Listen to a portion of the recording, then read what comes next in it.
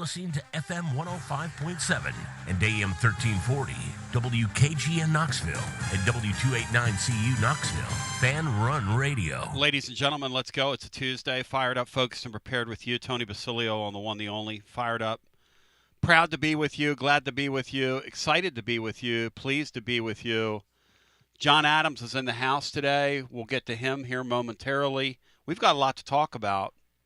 I just want to say that last night was, the whole weekend was really chicken soup for this college football fan soul. But seeing Michael Jordan there and then the crying Jordan memes to come out with his girlfriend, Matt, after the summer that they put America through, and seeing them get their trash just bashed in on national television last night, Matt Dixon, was really, really, really great. Was really great, Matt. That did something for me, buddy. Yeah, they'll always have that opening drive, but from that moment on, it was about as the worst case scenario as possible, and then just totally unraveled on them there in the third quarter. No, that was a really brutal start to the Belichick era in Chapel Hill. They should have gone down there and done what Lee Corso did when he played at Ohio State in the 70s, when Woody Hayes was there and they got a 7-0 lead with Indiana. He called a timeout, and the team went down there and posed under the scoreboard, and it said 7-0 Indiana.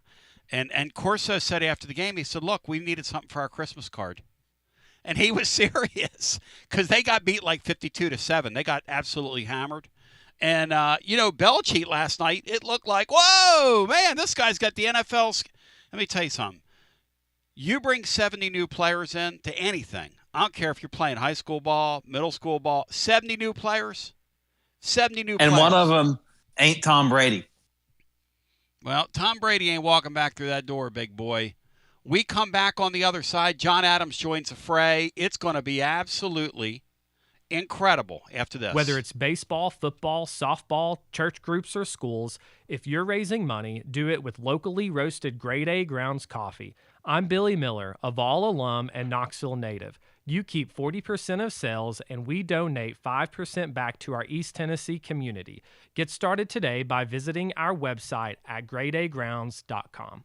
When it's time for your next move, you want to get your precious belongings from point A to point B with your peace of mind intact. That's why you need to call my friends at Gouffon Moving and Storage, East Tennessee's moving legend. Gouffon Moving and Storage has been helping East Tennesseans move since 1887. That's 138 years, 5 generations. That's even longer than the Dooley, Jones, and Pruitt era combined. Gouffon Moving and Storage are pro movers, serving Knoxville, surrounding areas, and interstate moves too, both residential and commercial. And we'll provide you with personalized service that other corporate movers simply cannot. We know how to move all types of items. We pay careful attention to our clients' valuables. Your satisfaction as a customer is our absolute priority. As the oldest continually owned and operated family moving business in the United States, when it's time for your next move, it's Gouffon Moving and Storage. And storage, it's secure and vaulted. Our newest offering of commercial storage logistics, we offer receiving, storage, and delivery services for all your business logistic needs. See more at Gouffon.com. That's Gouffon.com. Or check out the link at tclub.team. When it's time for your next move, East Tennessee's moving legend, Gouffon Moving and Storage. Why limit great savings to just one weekend? This year, our Labor Day special lasts all month long. It's the September Smart Comfort event from Pipe Wrench Plumbing, Heating, and Cooling. This month only, enjoy valuable home comfort upgrades at no extra cost when you install a new HVAC system or water heater to prepare your home for the colder months ahead. This September, you can get a free furnace upgrade with qualifying HVAC system installation or free sediment filter with water heater installation. Pipe Wrench is your partner for energy-efficient and cost-effective upgrades that keep your family comfortable and safe year-round. We make it easy with free on-site estimates for replacements and free second opinions on repairs. And if budgets are tight, we offer flexible payment plans including 0% financing with credit approval. No rush, no stress, just smart seasonal savings for HVAC or water heater installations until the end of September. Call Pipe Wrench at 865-264-8090 or book online at pipewrench.com to schedule your appointment today. And as always, same-day service guaranteed or the visit is free. Life never stops moving, and between the 30-minute commutes, daycare pickups, weekly soccer practice, Tuesday night yoga, X number of coffee runs, and that weekend trip to Grandma's, you're racking up the miles. What you need is a tire that can keep up, a tire designed for doers, a tire that's going to last, like the exceptionally long-lasting Michelin Defender tire. With an 80,000-mile warranty and the safety and comfort you expect, you can forget all about the miles ahead and focus on getting to your destination or conquering your to-do list. Fleet Tire, I-275 exit 1B at East Woodland Avenue in Knoxville. That's Fleet Tire, I-275 exit 1B at East Woodland Avenue in Knoxville. Fleet Tire. Out-of-town law firms have been swarming into East Tennessee lately. From Memphis, Chattanooga, and Birmingham, they've stormed into the area. Wouldn't you rather do business with a local firm? You know, a true neighbor. Marcos Garza and the pros at the Garza Law Firm are just that. There are neighbors and friends that support local causes year-round. The Garza Law Firm works to serve you professionally on criminal matters, injuries and accident matters, and Social Security and disability filings. The Garza Law Firm is here for you at garzalaw.com. The Garza Law Firm. Let us help. Inward Half is committed to the game and the memorable moments that happen in between. From the tee box to the tailgate, from the green to the big game. For the first birdie with Dad, the first big win with Mom. Friday night lights, Saturday superstitions, Sunday traditions. Fall into the comfort and unparalleled performance of Inward Half. This fall, enjoy the walk-in. Are you tired of hiding your smile because of crooked teeth? At Knoxville Smiles, we've got the perfect solution. Invisalign. No metal, no wires, just clear, comfortable aligners that straighten your teeth without anyone noticing. Eat what you want, smile with confidence, and see results in as little as 6 months. Call us today for more information about Invisalign, 865-539-1776, or just visit us online at knoxvillesmiles.com. Smile brighter with Knoxville Smiles.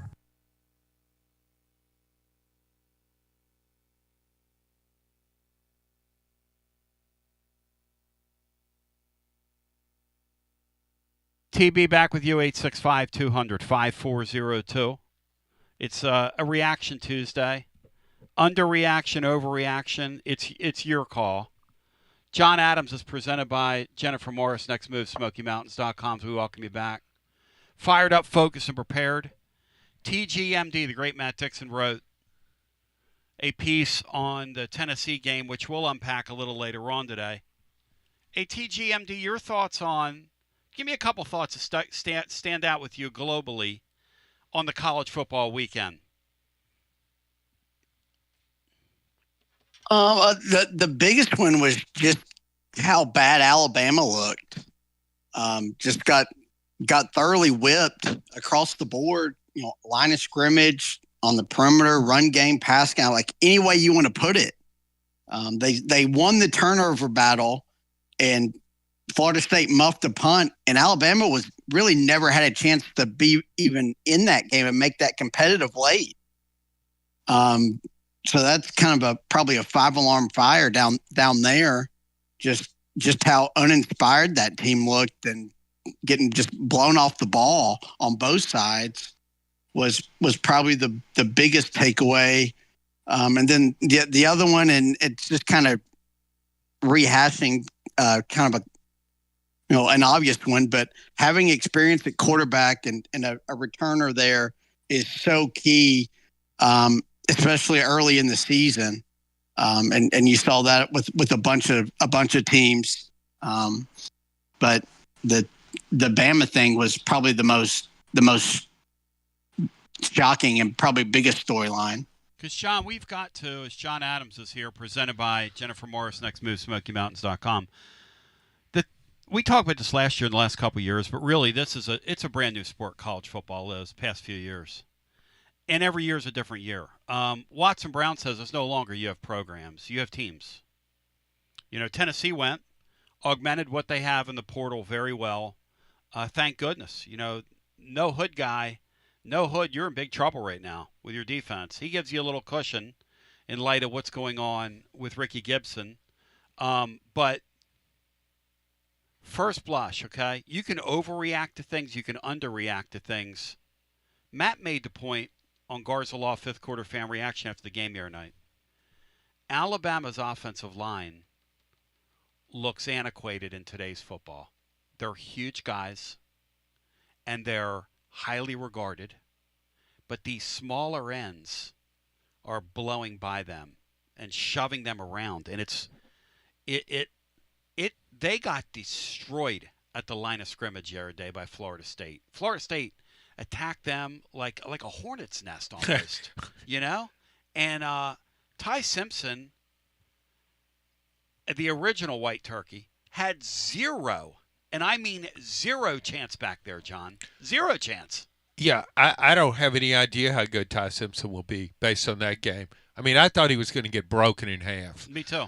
And keep in mind that Florida State lost its best defensive lineman, what's his name? Peyton Patterson, transferred to LSU. Florida State, that's a great example of flipping it. And it's not about hiring a great coach like North Carolina did. Right. It's about bringing in that NIL money. You got to get the right guys. You got to. It's all about that. Florida State has turned its program around. How good will it be? I don't know, but it could be an 8-win team. I'm just guessing. Yeah. It could be an 8-win team. But, again, we've just seen one game. Several things stood out, but to me, that Alabama game, you talk about the size of the offensive lineman. Alabama football was once predicated on overpowering its opponent. Yeah. Physically dominating its opponent. Now, those big guys didn't physically dominate you. That was a good. You said Hornets. Yeah, it was just like they were swarming all over. And Kalen DeBoer looked shell-shocked. He did. And I think he's a really good coach. Yes. You can't ignore his track record. Right. A few other things that stood out to me, how the SEC helped itself with transfers, particularly in the passing game. A&M brought in 2 wide receivers. Arkansas, Omega Blake, a guy that played at Charlotte last year and averaged 25 yards a catch, he played really well against a weak opponent, but to me it was a good sign. Taylor Green is a really underrated quarterback. He threw for 6 touchdowns. You don't do that against anybody unless you've got – he's become a passer. He went to Arkansas from Boise State as a runner. That South Florida game, that really stood out to me. What it did to Boise State, you talk about physically overwhelming a team, and Boise State prides itself on being physically tough. Yeah. South Florida was tougher.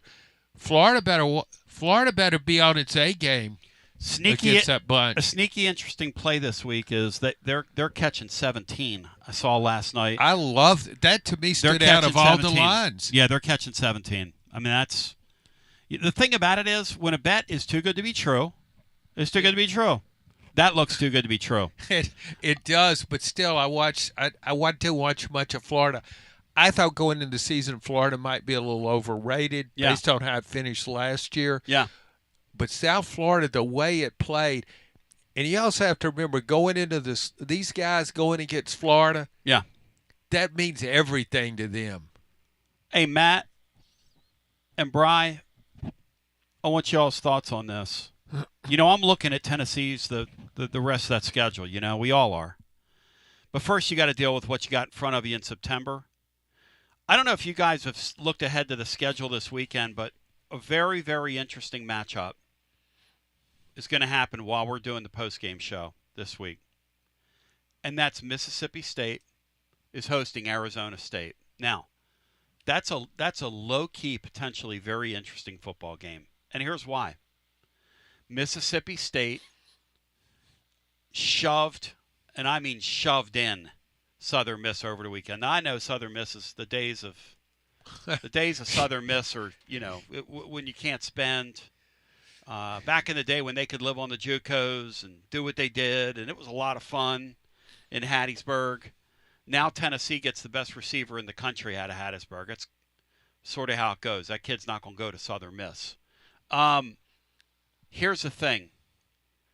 Arizona State, I'm going to make a statement tomorrow in the blog, Matt. I want your thoughts on this.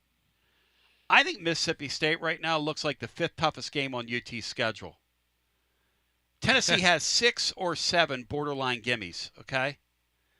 If State beats Arizona State in Starkville this weekend, and Arizona State did not look good over the weekend. They did not look good. This game will be on opposite Michigan, Oklahoma. And by the living Vol fan, it's going to bear watching. Because the Levy guy can coach. They looked alive and well offensively. And with kind of our bumps and bruises on defense early, that's a league opponent. And I was looking ahead. That's going to be a night game down there, I believe. Which, that's kind of a tough place to play at night. Matt, I'm putting Mississippi State on my early radar as just a game to watch. Fair or no fair? What do you think? Yeah, that's fair, and that's probably if you're trying to point out the likely road stinker for Heupel, that would be it, because that's kind of basically the same thing as Arkansas last year. You're a much better team, but you're playing on the road at a place that's probably going to be pretty fired up, and they've got just enough to scare you. So, yeah, I think that's fair. I don't know if it's the 5th toughest, but it's certainly not just a gimme win that you just move on to the next week.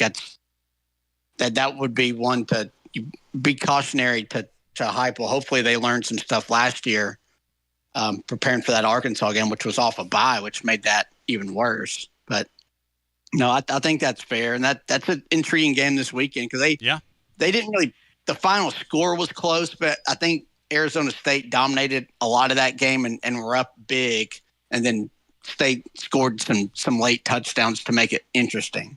Yeah, Mississippi State scored 2 touchdowns there in the fourth quarter after it was down and made it a 7-point game. But I think the line is, 7 points again? That's not a lot. In the spring, when I was just for fun looking at an easy column, what's the game that Tennessee is supposed to win fairly easily that it could lose? Yeah. And I couldn't come up with one because look at the track record. Arkansas fit that last year. Yeah, I couldn't come up with one. But Mississippi State was the only one. It's one of the 4 worst teams in the SEC. That's right. But it's got Devon Booth is a really good running back. He had a nice game against Tennessee last year. I know it wasn't close. What was it? 19-point winners? It was a hammer job, yeah. But it wasn't a blowout. It was just convincing win. Yeah. It wasn't a blowout. And you're right. I think Arizona State is going to be surprised at the atmosphere and the hostility and the volume of noise in that game. I think that's a potential upset. I agree with you. And for us, you think about if they get through that game and all of a sudden we got to go down there and they're 4-0 and it's the last game of September, I mean, that becomes a real pick-yourself-up challenge. That's the difference between playing in this league and any other league out there. If Mississippi State would be looked at as they'd be talking about them in the playoffs if they can go 4-0 and start and beat Tennessee. Yeah, I mean, they would be talking about I don't know about that, Bri, but what they'd be talking about is that would be one amazing atmosphere if they beat Arizona State this weekend. From a Tennessee perspective, you need to cheer for Arizona to pull the air out of their balloon this weekend. Then you get down there and you do what you're going to do. It's still going to be, to me, a moderately difficult game simply because this Levy guy knows what he's doing offensively. He's in his second year, and they passed the eye test over the weekend. I mean, kind of like we did. We passed the eye test. And the thing about the season is first 3 or 4 weeks, you really don't know what you have. You think you kind of know what you have. Like John was talking about Florida State a second ago, and potentially they could go 8-4. Florida State could go 11-1 in their league. They really could. I mean, that might have been really real, what we saw from them. Because here's the thing. Tomorrow I'm working on a piece for the blog. I'm calling them team variants from year to year because they're living in the transfer portal, But they're not doing it with like mid-level P4 guys. They're getting high-level P4 guys. And so some years it's going to work. Some years it's not. Some years you're going to be somewhere in the middle. And maybe John's right. Maybe they're somewhere in the middle this year. But one of my observations is that the ACC is probably a little better than we thought it was. Now, there's some bad teams in the ACC. I think we saw one of the three worst defenses in Power 4 football in Syracuse. I think time will bear that. I do believe. That was a dreadful defensive team Tennessee played. Matt, you can speak to this, having been there live. Give me one thing Syracuse does well on defense, Matt, after watching that game. That's what I thought. They don't really do much. No. Their linebacking core is not very good. They don't put pressure on you. And their secondary, I mean, they got a kid back there, and we kind of exploited them and picked on them, and good for us. But like Matt wrote today, because all politics are local, let's focus on the Vols for a second. A few days later, I find myself, I don't want to say amazed is the word, but I think appreciative of how hard everybody involved had to work to look that credible. And granted, a not very good defense you played against. Not very good. And I'm not trying to diminish what Tennessee did. I'm not when I say that. But that game is thinking about how that looked, John. That's a great coaching job. And great on Joey Aguilar to get ready in that short order to look that credible out there. Yeah, and we've talked about this a lot. We talked about it ever since Tennessee signed Joey Aguilar, and you dubbed him Joey Football.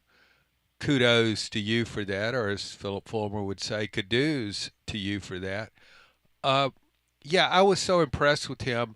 I think he has some of the intangibles that you want in your quarterback. I like what Braylon Staley did on the deep ball. Yeah, Aguilar threw a perfect ball. Well, he didn't muff it either, and he didn't break stride. I think Tennessee's receiving core could be better. I also like the way the offensive line performed, again, against a weaker opponent. One thing that stuck out to me in watching all these games, and man, I watched a lot of football. I know you guys did too, but I mean, from noon till 2:30 in the morning, I was watching football. I think Tennessee's schedule, I thought it was really favorable going in. It might be even more favorable than I thought, because I look at Alabama. That's a very beatable team. Overreactions in week one. Listen, yeah, Brian was telling me today that there are some national pundits that are now saying, Bryce, share it with us, that Tennessee's going to make the playoffs. Because Bill Conley and Andrea, I can't say her last name, but she's been around forever. That lady Mike Griffith likes, Adelson. Adelson. They've got Tennessee in their playoff bracket. They've got one of them has Tennessee as a 7 seed. The other one has the Vols at a 9 seed.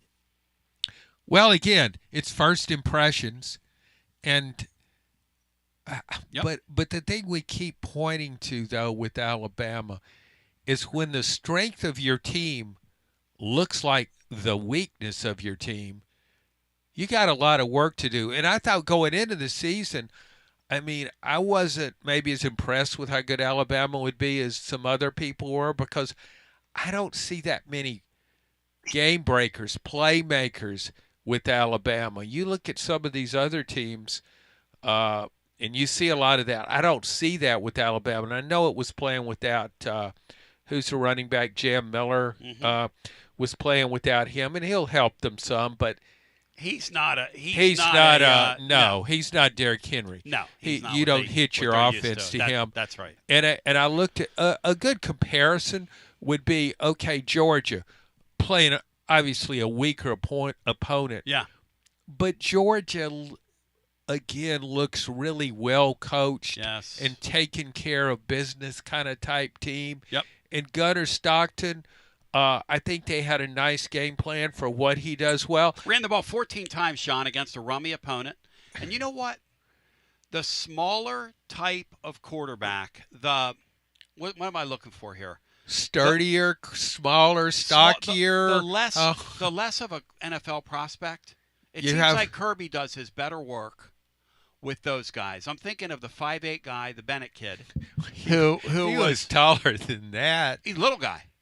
Well, yeah, he was smaller, quick. He couldn't ride half a rides at Dollywood, somebody told me. He was up there in the summer. They wouldn't let him on the tornado. They turned him down. No, son, it's too dangerous for you. You need to grow a little bit.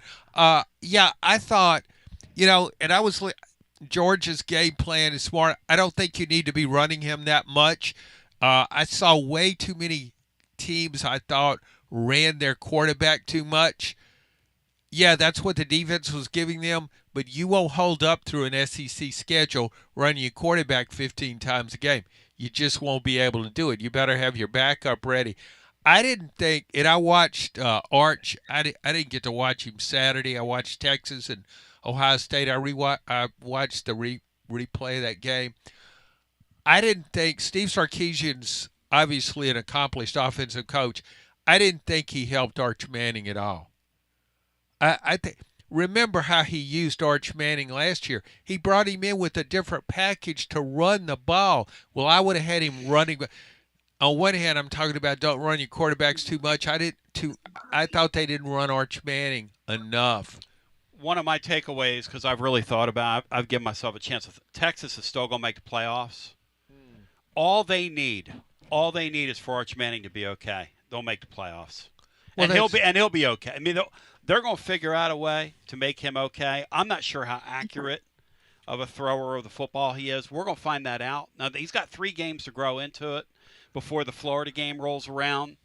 The bottom line is this season we knew was going to be really interesting. There are people already talking about Tennessee in the playoffs after week 1. And the reason is that the Alabama game looks like it's in play. No offense to Nico there. It's a Freudian slip on my part because you guys are a bunch of frauds at UCLA. Hey, and, Nick, you're a total fraud. Utah looks like a playoff contender, doesn't it? When you play UCLA, everybody look like – Vanderbilt would look like a playoff contender if they played that UCLA bunch. They don't want any part of Diego Pavia. Hey, Matt Dixon – or his family. Hey, Matt Dixon, how big of a mistake – because when we do things in haste makes waste. When pride goeth before the fall. Matt, when we act in pride, we get ourselves relationally, business-wise, what have you. Boy. All of us speaking. When you act in pride, you can put yourself really behind the 8 ball. How bad of a move, Matt, now that we've seen UCLA 1 game in? I'm not sure this kid's going to survive the year. And I'm not going to – I said yesterday, I feel sorry for him. I wanted to cheer against him the other night. I'm watching him thinking, your father, kid, has really screwed you. That was my takeaway. Your Big Nick and the nation of 3,000, who are living off you, by the way, have really screwed you. They've really screwed you, kid. It's only 2,000, Tony. You overstate everything. Dixon, how bad's UCLA for those that didn't stay up?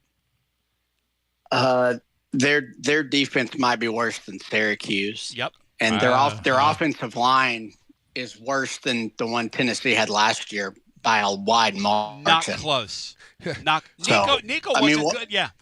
Whatever chance Nico had of developing into a high-end college quarterback kind of went out the window when he made this move, which is a shame to him, but he has no chance. And that was probably the worst possible matchup to be the first game to face that Utah team that's always really good on the lines of scrimmage. And they're kind of playing with an edge because last year was, they had a really bad year. So that was probably the worst case scenario for them. But no, you're right. He's not going to make it through the year because they actually called a few runs for him because they kind of had to, and he had to scramble so much. It's going to be painful watching him because he's not going to make it. He might not make it to October. He was sad, man. It was a bad day for powder blue defenses.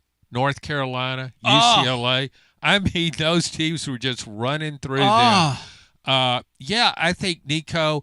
I guarantee you, they're already looking for his next landing spot and the younger brother, he's not staying there either. I really wanted to kind of hate watch a guy. I'll tell you the guy to watch, and we're going to write about this tomorrow, is this kid from California that transferred from Oregon in the spring and went to Cal, this quarterback. That's the Polynesian to watch, y'all. That kid is the truth. The truth. The truth is on fire. John. I didn't see any of that, John, James. he's unbelievable. Brian, have you seen him, this kid from Cal? You will be talking about him before the year's over. Trust me. And you will be talking about him. They look at these quarterbacks, they look at Nico and determine he's the best guy out there and he's the number one overall and it's got to be had by everybody. And then they completely ignore your Joey Aguilars and your guys like you're just talking about. And it's how can all these coaches miss that bad? Kid. That guy was a five-star kid that came from Oregon. But go ahead. Yeah, John. Here's another player. Yeah. Southern Cal's quarterback, another Polynesian quarterback. Yeah. He looked much improved over last year. That Southern Cal team, they are loaded with offensive talent. I know they weren't playing anybody, but I look for Southern Cal. I think Southern Cal has a shot at the playoffs in the Big Ten. I'm ready to overreact, y'all. Let's overreact. 865-200-5402. Matt, with the Georgia game on deck, when Heupel starts talking about a guy missing significant time, he never does that. And I'm talking to people behind the scenes about Ricky Gibson, and I'm hearing like weeks. Are they playing like a semantical game there? Or should we be concerned that this kid's going to miss weeks, Matt? Where are you on that? Oh, no, he's out. He's out, I would say, at least a month. Well, Heupel's not going to say that. I mean, he never says anything. What? So for him to come out and say that was kind of strange, but he's not going to come out. If you're going to lie, you're going to lie on and err on the side of he's going to play. John, what do you make of that? I was so surprised. When he said he just didn't know how long he might be out, I thought he was out for the year. Is it real? I mean, do you think it's real? I think he's out for the year. Did he get his? I don't know what happened. Is it a concussion deal? Well, I mean, that's different. If it's concussion, then it could be day to day. But I just remember a couple of years ago when he was talking about Cooper Mays was day to day, and he missed the first 4 or 5 games. Yeah. So if you apply that same formula to Ricky Gibson for him to say, "Oh, he's out indefinitely," you kind of tend to expect the worst. I got a couple of emails ripping Tennessee's secondary, which I really didn't understand. I think the one thing Syracuse can do is throw the ball a little bit. I believe Steve Angeli can throw the ball pretty well. So I wasn't down so much on how Tennessee's secondary play, and I agree with you on Colton Hood. I think he can be a good player. I mean, Tennessee didn't really miss Boo Carter. The kid from Georgia is the kid they hit on. The Redmond guy. For a freshman to walk on your campus in January. Here's the thing about Syracuse. Syracuse has a credible offense. Like, you'll watch him this year. That Nixon guy knows what he's doing. They're going to score some points. And Angeli's a nice player. And they can run the ball. Yeah, he broke some tackles. I liked him. They're okay with their offensive line defensively. Yeah, they will just get steamrolled. They're awful. Yeah. That's why they're going to win 4 games. People are telling me they're going to a bowl game the other night. They're going to a bowl game in my backyard when I light something up to kill my pain late at night. That's the only bowl game they're going to. Let's expand the bowls by double. That's exactly right. What do you call your bowl game? Is that the Basilio Bowl? You come outside tonight around 10 o'clock when I'm lighting one up, and I'll show you the Basilio Bowl. Let's go to the phones. I'll pass. It's direct from Lhasa. 865-200-5402. Our second day here, fan running. Let's go to the phones at 865-200-5402. John Adams in the house, presented by Jennifer Morris. Next move, SmokyMountains.com. Believe that. When you're buying, selling, or trading a home, the great Jennifer Morris, the gold standard. Believe that. Hello and welcome in. You're on the air. My bad. Bad form of me. Hello, welcome in. You're on the air. All right, let's try this again. Hello, welcome in. You're on the air. All right, you're gone. Hello, welcome in. You're on the air. Thank you guys for taking my call, Tony. This is Michael in San Antonio. Michael in San Antone, a sleepy little town down around San Antone. Welcome in, brother. Yes, sir. I live I've moved to the outskirts. I'm just a few miles from China Grove. I think I told you that before when I called. That's beautiful. You're pretty close. You're pretty close to Bandera. Oh, Bandera's a little further west of San Antonio. How about Highway that? 16. Yeah, I work in sales, John, so I'm all over South Texas. I love Bandera. John I love loves South Simpson, Texas, John, man. Go there every year. Great bird watching. Uh-huh. Yeah, Laura got some books on birds yesterday. Yeah, great bird watching. A lot of there are places down there where you can go camping, and you basically pay to hunt deer. You know, you're basically guaranteed to come home with a deer. There are people fly down there to hunt. That's like crazy. going fishing at Cross-Eyed Cricket back in the day. Right. Yeah. So there are a lot of takeaways from this past weekend. I mean, there are so many of them. I don't even know where to begin, and I don't even know how many I'm allowed to have today. It's kind of crazy. You know, as a fan, you know, personally, the summer and the off season kind of made me want to vomit with all the NIL, you know, stuff going on. But once the ball kicked off, you're locked back in again. You're locked in. I mean, like you were talking about fishing, the hook's in the mouth, Tony. It was awesome. They can't kill it, man. Like, John, we were talking about it the other night. You can have all this money. You can have all these Danny Whites, and that's who all these ADs are. They could give two absolute turds about the fans. Danny White could care less about you. No offense to you. Yeah. I love you. I'm for you. He doesn't care. He's just trying to extract as much money as he can. They can try to kill this stuff. They can take your tickets away from you. They can't kill this game. When that thing kicks off, and John, the NIL era, you and I were just talking off the air, I think it's more interesting now than it was 5 years ago. Oh, I do too. Particularly opening weekend. You just don't know what you're going to get. It's, I mean, you see teams the first week and you think, wow. And maybe some of that will be an illusion. And some of these teams that look so good. That's right. You catch. I remember last year I watched the Southern Cal LSU game in the opener, and Southern Cal won a close game. I came away thinking both these teams could be in the playoffs. And neither one of them was. Right, and you know, and you guys mentioned earlier, you don't know what we're going to get, you know, out of the season from some of these teams that we saw over the weekend. But we sure do know, look, who was unprepared. We do know, you know, who looked, you know, uncoached. We do know, you know, I mean, we know who's going to have a long season. I think if they don't do something really quick, you know, and that's the good thing about it. You know, and being a Tennessee fan personally, it was a great weekend. You know, like Bama, UCLA.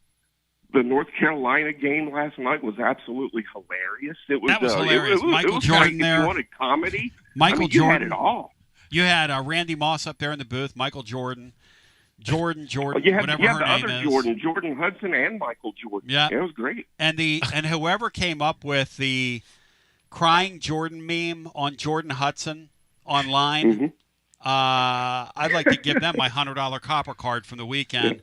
Hey, Brian, did you see that? The crying Jordan on Jordan Hudson? That's outstanding work. No, unfortunately, I didn't. Well, Matt, have you seen it? The crying Jordan on Jordan Hudson? I need to tweet that out then. Yeah, I'm kind of surprised somebody hadn't done that before, but that's the perfect time to break it out. What is it, Matt? Say that again. It's so fitting that I'm surprised nobody had used it before, but they brought it out at the perfect time. That's the perfect spot for it. You know, that person was holding There's that. a Bring Back Mac petition. Bring back Mac. Bring back Mac. Go ahead. Turn the Mac. Go ahead, San Antonio. Yeah. Lay it on me. Speaking of Matt, I had a question for you. Are you the only one out of the bunch that stayed up to watch that UCLA game the other night? No, I watched it. I wrote a column on it. I was up till 4 a.m.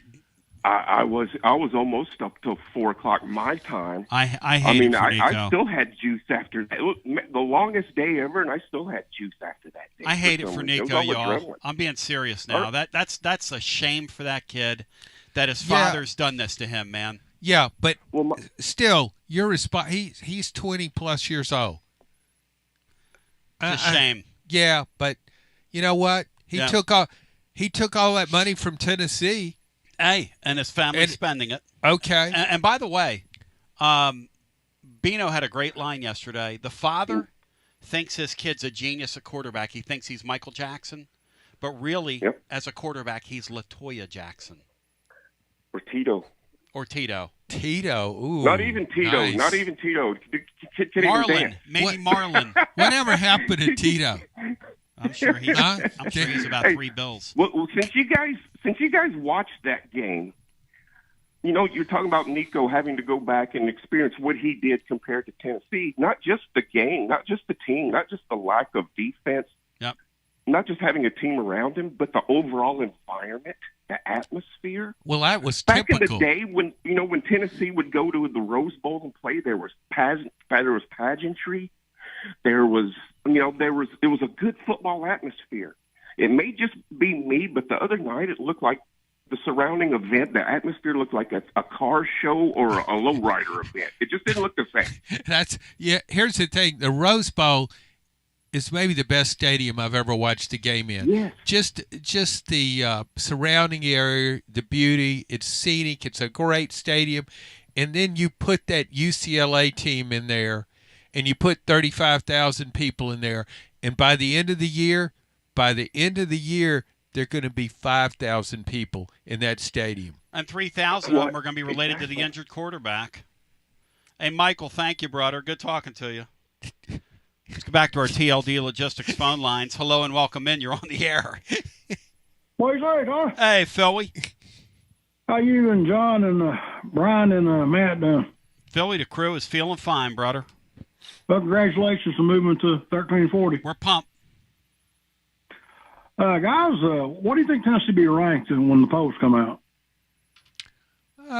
Let's see. In the coaches poll, they were 18th, maybe around 16th. They started out 24 in the media poll. I would say maybe 20, something like that. One weekend, Phil. Here we go.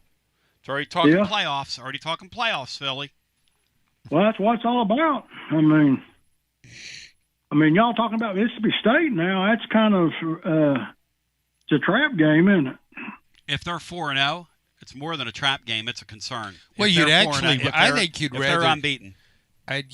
You'd probably rather them not be 4-0. No question. You want Arizona State to go in there this weekend and pull the air out of their balloon. You do not want to turn that into a difficult SEC road game, especially a night game down there. Joey football. I mean, we know night games in this league are winning on the road in this league is hard enough. Winning at night in this league is very, very hard. You think the board's going to make it at Alabama? I don't think Alabama has the money to pay him to leave. This is not Texas A&M. Alabama doesn't have billionaires, Phil, like we do. I mean, it's weird to say. Look, they were great in the old era because you only had to pay a few $1,000s, buy Tua a home, the stuff they did, Tua's family living in that really nice house down there, find somebody a job, all that quaint stuff that went on before. That stuff doesn't float now, man. That don't float. Did y'all notice? I thought Alabama looked their team speed when it was very reminiscent our last 10 years of Tennessee football, kind of slow. Which doesn't make any sense because they've recruited really well, and they've got excellent players on defense. It doesn't make any sense. None of that makes any sense to me. They look like they quit in that game. It's very strange. Yeah, and last night was I think North Carolina's it's going to be a while before they get good because I don't see any good players on their team at all, do you? Well, when you have 70 new players, Phil, I mean, how in the world's that going to work? How in the world's that going to work in any league? And interestingly enough, the worst element, well, it's hard to say the offense wasn't any good either, but the defense, Bill Belichick knows defense. He's a really good defensive tactician. But to bring that many new guys in, you're not dealing with pro athletes now. You're dealing with college athletes. And his ability to come up with a creative game plan every week in a 7-day comes up with a creative game plan. He did that in the NFL. He won't be able to do that with a college defense. And I think for the most part, when you see NFL guys come into college and try to, they tend to get a little too complex on defense. That didn't show for Ohio State with Matt Patricia against Texas. he had a great game plan, and they executed it very well. He has players. But he also had an off season to put that to figure that out. When Carolina takes this Lombardi guy out of mothballs, they've got the sideshow going on with the head coach. Some people didn't think he'd make it the last night to even see the season, the way that whole thing was kind of unraveling. And there are a lot of Carolina fans today that wish he didn't, because they got to live with the consequences now. And I'm not sure. I don't know how many games North Carolina wins. Mac Brown looked pretty good last night. I'd say he did. Tony, you were talking yesterday about Boo Carter. I think Boo Carter's a lot more important now. Hey, Matt, share with the living listener your thoughts on Boo Carter and what you came up with today in the blog, because I echo it.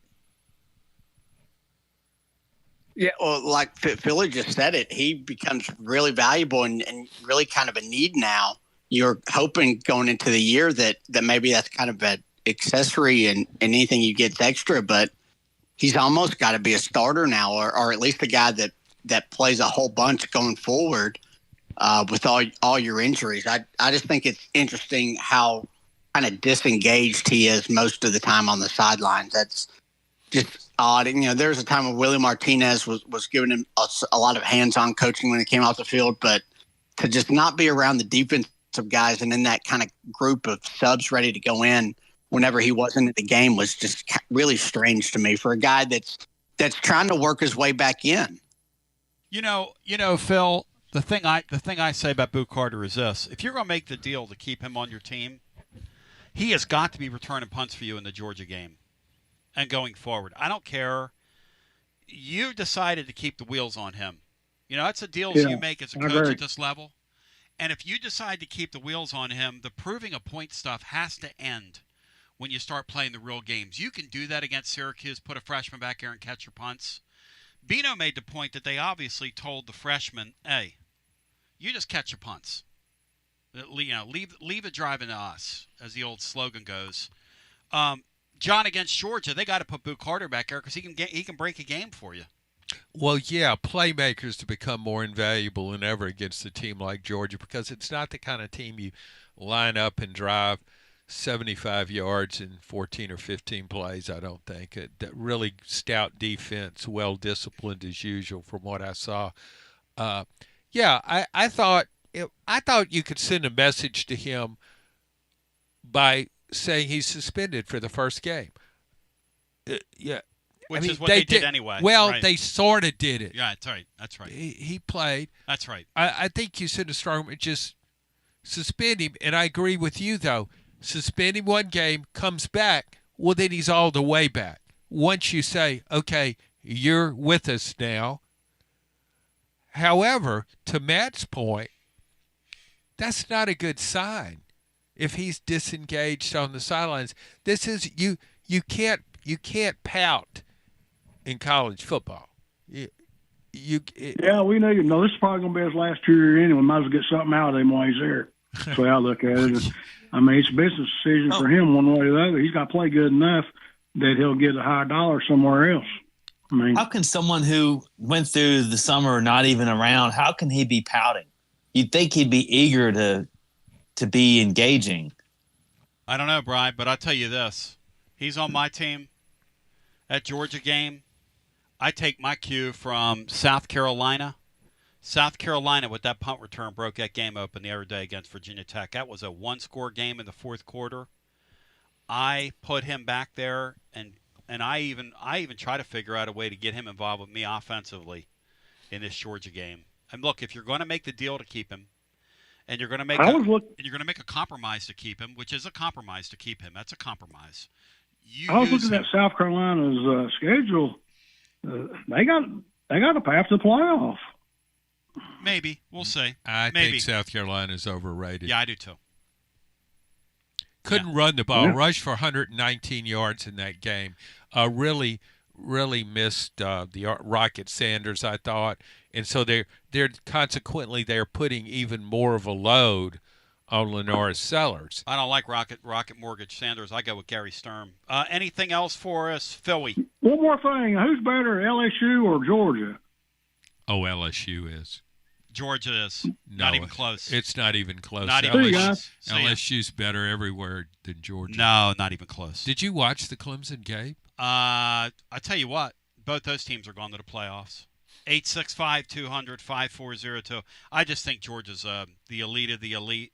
I think it will be interesting, though, to see how LSU's season transpires.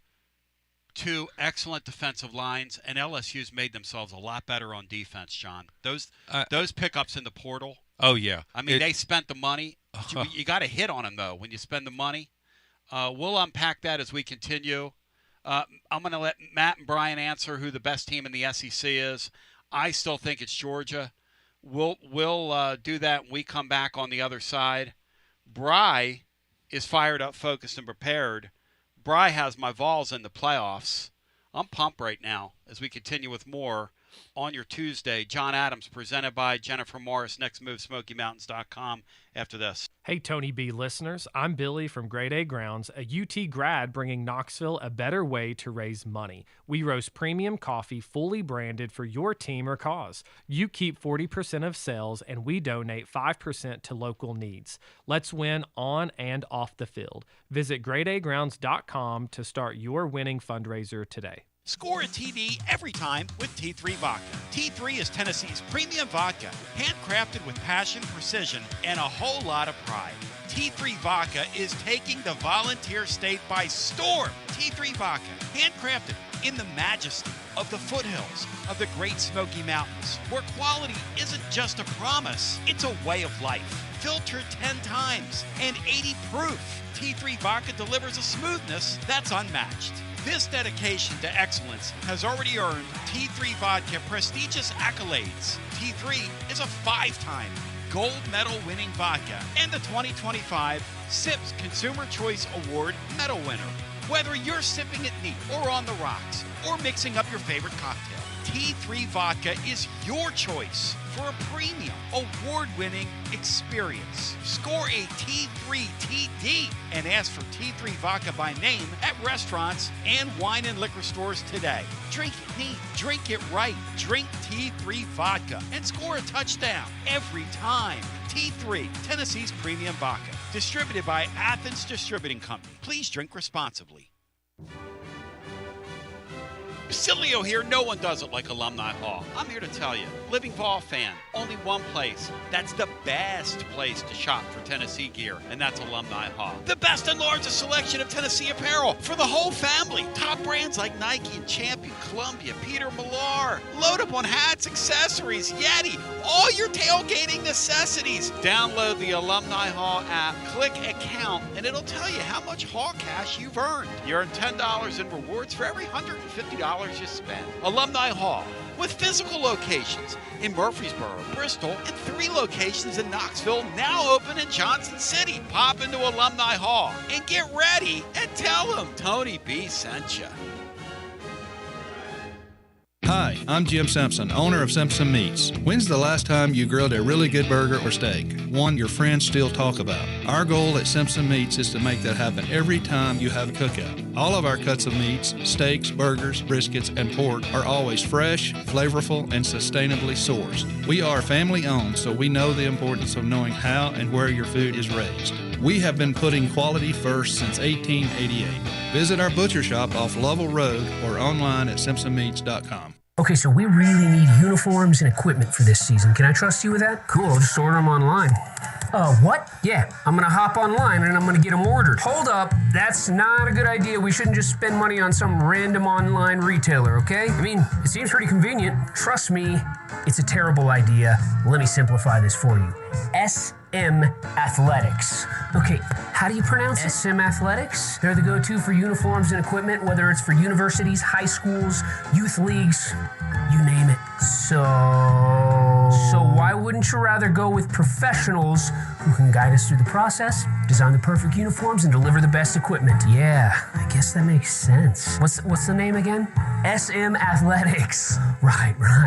It's definitely smarter to go with a company that emphasizes customer service, fair pricing, and, of course, excellent products. Exactly. So, yeah, I guess it's settled then. For uniforms and equipment for all sports, it's SM Athletics. Yeah, it's another day, but what kind of day is it really? A day of doom scrolling? Laundry day? Nah, it's a White Claw day. Light and refreshing tasting, uniquely cold wave filtered. There's an iconic flavor for everyone. So grab a pack, grab your friends. Make the most of each day with those who matter most. When you're together with White Claw, every day is a once-in-a-lifetime experience. You just gotta grab it. White Claw. Grab life by the claw. Please drink responsibly. Hard seltzer with flavors. White Claw Seltzer Works, Chicago, Illinois. Got a problem tree looming over your home? Call ECR Total Landscapes. Whether it's trimming, removal, or storm cleanup, our certified pros get the job done safely and efficiently. We're licensed, insured, and ready 24/7 for emergency calls. Big or small, we cut them all. ECR Total Landscapes. Call now for a free estimate, 865-384-2012, and mention promo code FANRUN for free stump grinding on any tree removal now through the end of the year. Also, visit us at ecrtotallandscapes.com. Basilio here for Budget Transmissions. TGMD, the great Matt Dixon, took his Ford Escape to budget, and like our gold bullet back in the day, it was a total mess. And now, Matt's back in the game. He's got a new transmission, axle, wheel bearing, both radiator hoses, engine mounts, coolant hoses. I mean, his Ford Escape was about to escape to the junkyard, but he didn't begrudge it. He took it to budget, and now he's on his way back to Omaha. Budget Transmissions, over 30 years in business, conveniently located in Bearden. All extended service contracts are honored. A gold certified Repair Pal member. 865-584-4391. 865-584-4391. Budget Transmissions. Don't begrudge it. Take it to budget. Hey there, Basilio family. Jennifer Morris here with Keller Williams Realty. The countdown to fall football is on. Is your fall plan missing the perfect home to watch the Vols make another playoff run? If a new view is on your game day checklist, I'm ready to help you find it. Don't wait until kickoff. Give me a call today at 865-694-5904 or visit my website at nextmovesmokymountains.com. That's nextmovesmokymountains.com, and go Vols. Josh Collins at Collins Insurance Agency. At Collins Insurance, we strive to ensure our customers receive better coverage along with bigger savings. Our community is important to us. We want to provide exceptional service to our customers. Anybody can provide great rates, great coverage, but can you also get great service? And hey, don't just take my word for it. What's up, everybody? Zakai Ziegler here. My family turns to Collins Insurance Agency for the best service, coverage, and price. So don't just go online and get some random insurance. Experience the Collins Insurance difference. Like he said, experience the Collins Insurance difference. CollinsInsuranceTN.com. CollinsInsuranceTN.com. And hey, their Mama ZZ approved. CollinsInsuranceTN.com. Thank you to Josh Collins and ZZ. One more thing, Tony. Go Vols! You're listening to FM 105.7 and AM 1340, WKGN Knoxville, and W289C Fan Run Radio. John has a rather astute observation on me, and then we'll go back to the phones at 865-200-5402. John, share your astute observation regarding myself with Matt Dixon, because he enjoys this. Hang on one sec. That's you. Go ahead. Do you turn me off or something on I that? turn everybody off. Well, no, I'm not speaking figuratively. We were all off. Literally. Okay. Yeah, it looks like he's got 4 drinks here. I'm guessing a bottle of water, maybe coffee in that black cup. There's coffee in there. Then there's Fresca. Established 1966. Fresca. What about This Polar? Is Polar 100% natural seltzer, and I'm drinking the lime version. You ever had it? No, I don't want any. What? Why? Why all all that? Matt used to love the old Periscope days. Matt, how many drinks would I drink at one time, Matt, in the old Periscope days? I mean, it'd always be at least 2, usually 3, just kind of situated whatever part of your desk you're looking at that moment. It's very odd, but it's kind of fitting for you in a weird way. Yeah. Is there an open bottle of barbecue sauce up above you, John? All right, let's go around the room. One night I broke a Calhoun's glass bottle barbecue sauce. I broke it on the floor Rainier here. looks like a spare rib. Well, I mean, he brought me a drink. I didn't even want. Let's go to the phones at 865-200-5402. Before we do, John mentioned LSU and Georgia. Georgia's still my best team in the Southeastern Conference till they prove otherwise. But I will say this. I think LSU put themselves in a spot to make the playoffs after watching the other night. I think both Clemson and LSU, I think it was a very high-level football game. Just like Ohio State and Texas, I think both those teams are going to make the playoffs as well. Those were 4 playoff teams. And I thought that going in, and I think, of course, we don't know what will happen with the injuries, but Ohio State to lose as much as it did, that was just a reminder that they are never going to come up short on talent. We're not playing at Ohio State. We're not, it's like we're not playing with you. Let's, Matt, who do you have? Georgia or LSU? Or if you have somebody else, who's top dog in the league right now? Right now, I mean, it's easy to say Georgia. I actually would give it to LSU right now because of the experience at quarterback with Nussmeier, who I thought was really, really good the other night. And just kind of was in total control, getting everybody lined up and making adjustments. And he was taking the check downs. He wasn't forcing things, which is what was his biggest issue last year. Now, in 2 or 3 months, I'd lean Georgia more, but I think LSU's a legit. I think they're in the playoffs. Maybe they win the SEC. I think they're really, really good because they've made massive improvements defensively. The reason that game felt like an SEC game is because Clemson has a tremendous defensive line. Neither team could run the ball. And that's what these grind-them-out SEC games are like.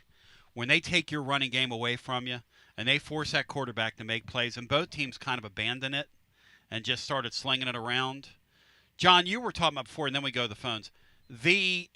Brian, who's better, LSU, Georgia? Because I want to make a point here on officiating. Well, I have to say I have to go with Georgia right now, but even with the difference in quarterbacks, John, it ain't personal. Yeah, I think Georgia's made some improvements off last year. I think they're going to be better than last year. Yeah, so they're going to be elite. The better than last year is going to be the best team in the SEC right now to me. And so here's the thing.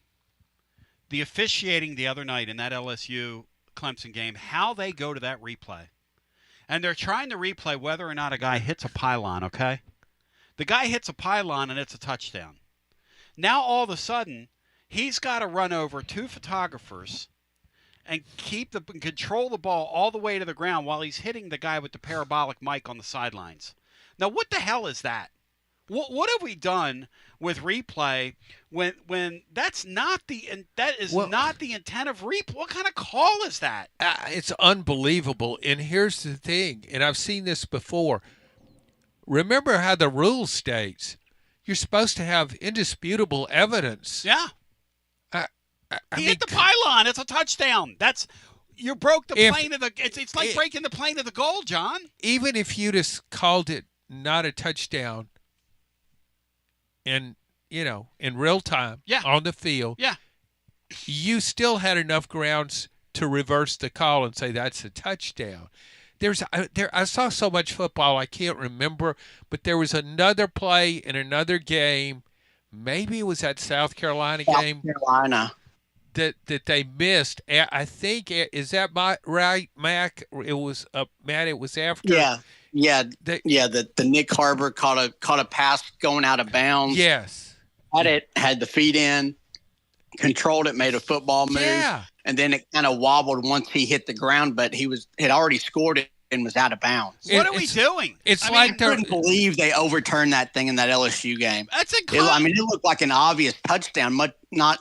I think they marked him out at the 1, and for them to overturn it was just egregious. Which I've actually noticed the official, like the rules guy that they have, which is totally useless. Awful. They've actually been going against the call on the field a lot more this year than they have in the past. I think They'll wind up being wrong. They've been told to do that. I think they've been coached to do that because really, what's the point of having them if they're always going to take up for the officials? That's exactly right. And they're an embarrassment. The guys in the booth are an embarrassment. The people in the the people that are helping the networks, I mean, I'd rather listen to a sideline reporter talk, and that's saying something. I know. And hate that's it. really that's bad.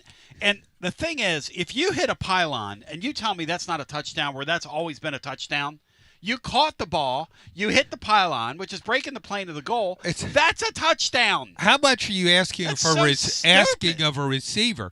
Do you expect him to make the play, get up, and go hand the ball to official, and then he's completed and then all it's a touchdown? Yeah. I mean, or maybe John, you got to hand the ball to the official and celebrate.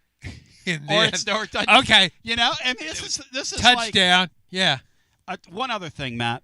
In our game, okay, that punt hit the up man. First of all, there are context clues. Syracuse responded because they knew the ball hit the up man. Okay, it did. There were context clues. That's one. The guys on the field knew it happened. It hit his twice. It hit his towel. It hit his towel, which and moved, that's considered and part it hit of his ankle. That's right. His towel, but that to me was a clincher. It clearly moved. Why do we have replay? If you're well, if you're not going to call that, exactly, and we're going to slow these games down, and we're going to have 5-hour football games, and we're going to watch everything. How do you not call that? I mean, just as an observation. It's as though the replay guys are trying to justify their existence. John, that over-officiousness in the LSU game is why I hate replay. Because that's a touchdown.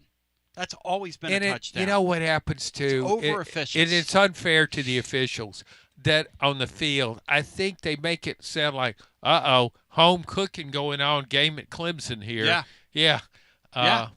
Because that could have. It looked like that might end up deciding the game. And what's interesting is after that, LSU had to settle for a field goal. Yeah. And the kicker got hurt kicking the ball. Yeah. If they'd have gone into overtime, and that was a 17-10 game, if they had gone into overtime, I don't know if I hadn't read anything on it. I don't know how bad the kicker was hurt, but he might not have been able to kick, and Clemson would have probably won the game. Brian Kelly's game management at the end of that first half. Oh, my gosh. That's a new thing now in football. We are not going to kick a field goal. If it's 4th and 2, 4th and 3, everybody's going for it now, Matt. Even in that game, Matt Dixon, what are you doing going for it on 4th and 3 with Clemson's defense there, Matt? Why don't you just kick a field goal? What are we doing, Matt? I'm not sure. They called a timeout, and then they came out and threw a screen that didn't make it. But even if he makes it, you've got to hurry up and spike it, and then you're just kicking a field goal anyway. It was an awful play call, and that on top of it, just an awful decision to try to go for it. We go to the phones. 865. Texas did that too once or twice. I know they got stuffed at the goal line at least once. They did. It's like you've got the analytics factor because it removes their judgmental. They don't have the pressure. They say we'll just go with the metrics here, and so it tells us to go for it here. So that eliminates a judgmental call. They don't have to think. I mean, come on, know the situation, know the opponent, know your team. You don't do that against Clemson. Hey, John, we were raised that you never chase points, and it's still true. LSU got away with it the other day. You get in these championship games. Now, look, time and place. There's a time to go, obviously. But that's just simply chasing points. Because as Matt said, he's tackled the middle of the field. The ball's on the ground. They're hustling to get up, and they're going to kick a shorter field goal. That's asinine. I mean, that's like vanity.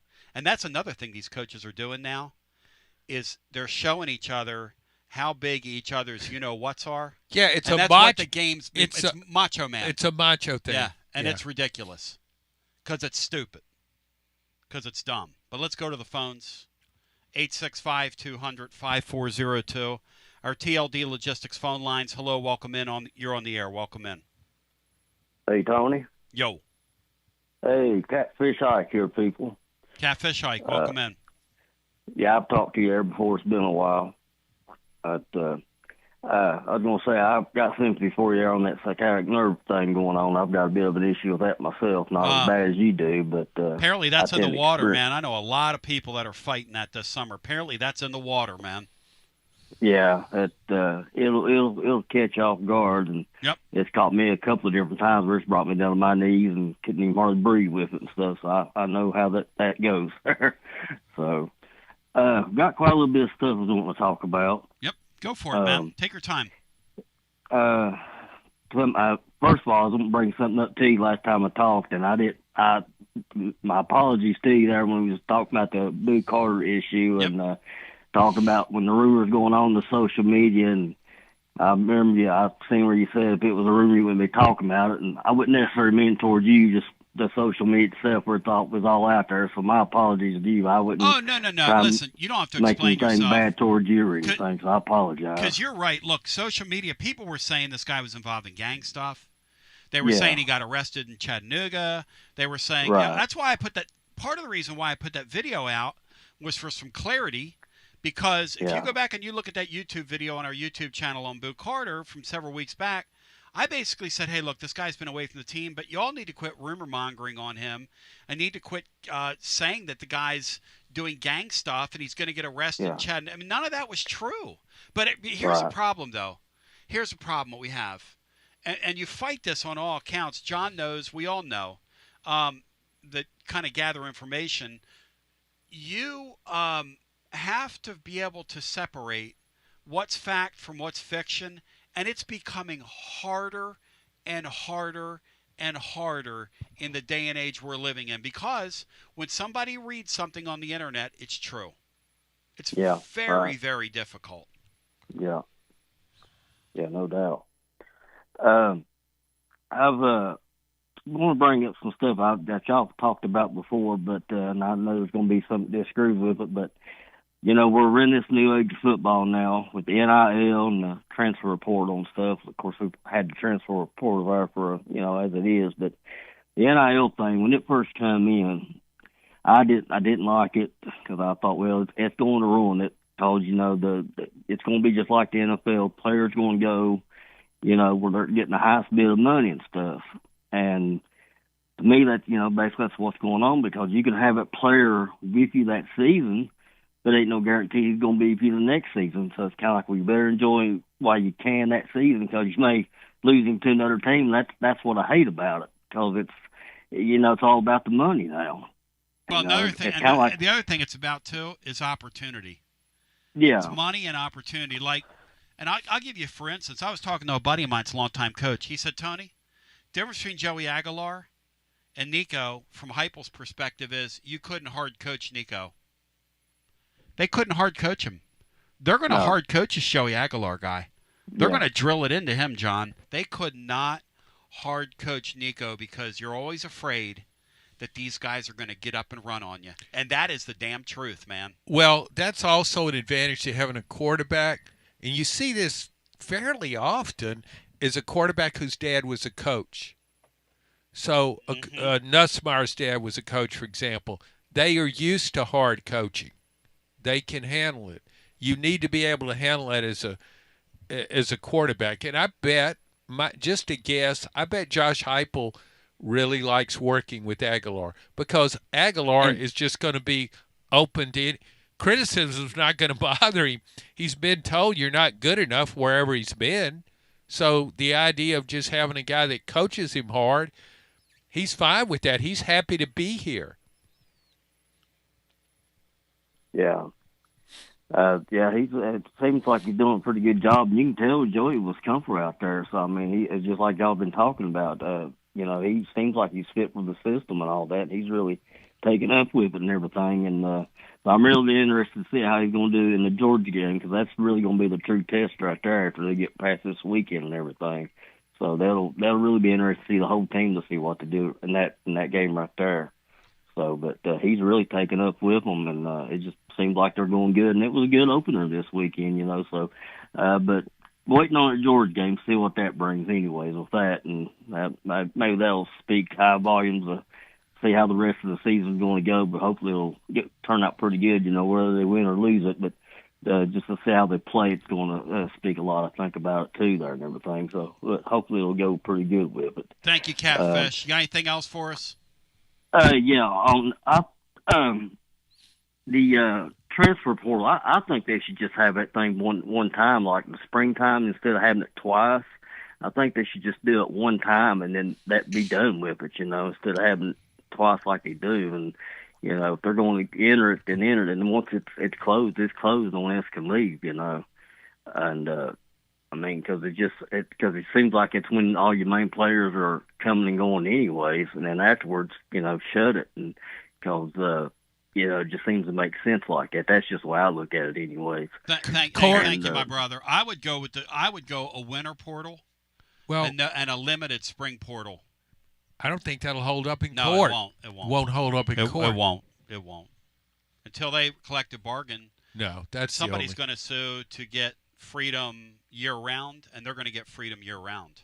That's the other thing that's going to happen. Why do you decide? If you don't have me bound by a contract, why do you decide when I can leave and when I can't leave? I can quit my job anytime I want to quit it. Tony, we were talking off air about how the NIL. I know fans hate this NIL transfer portal. Yeah.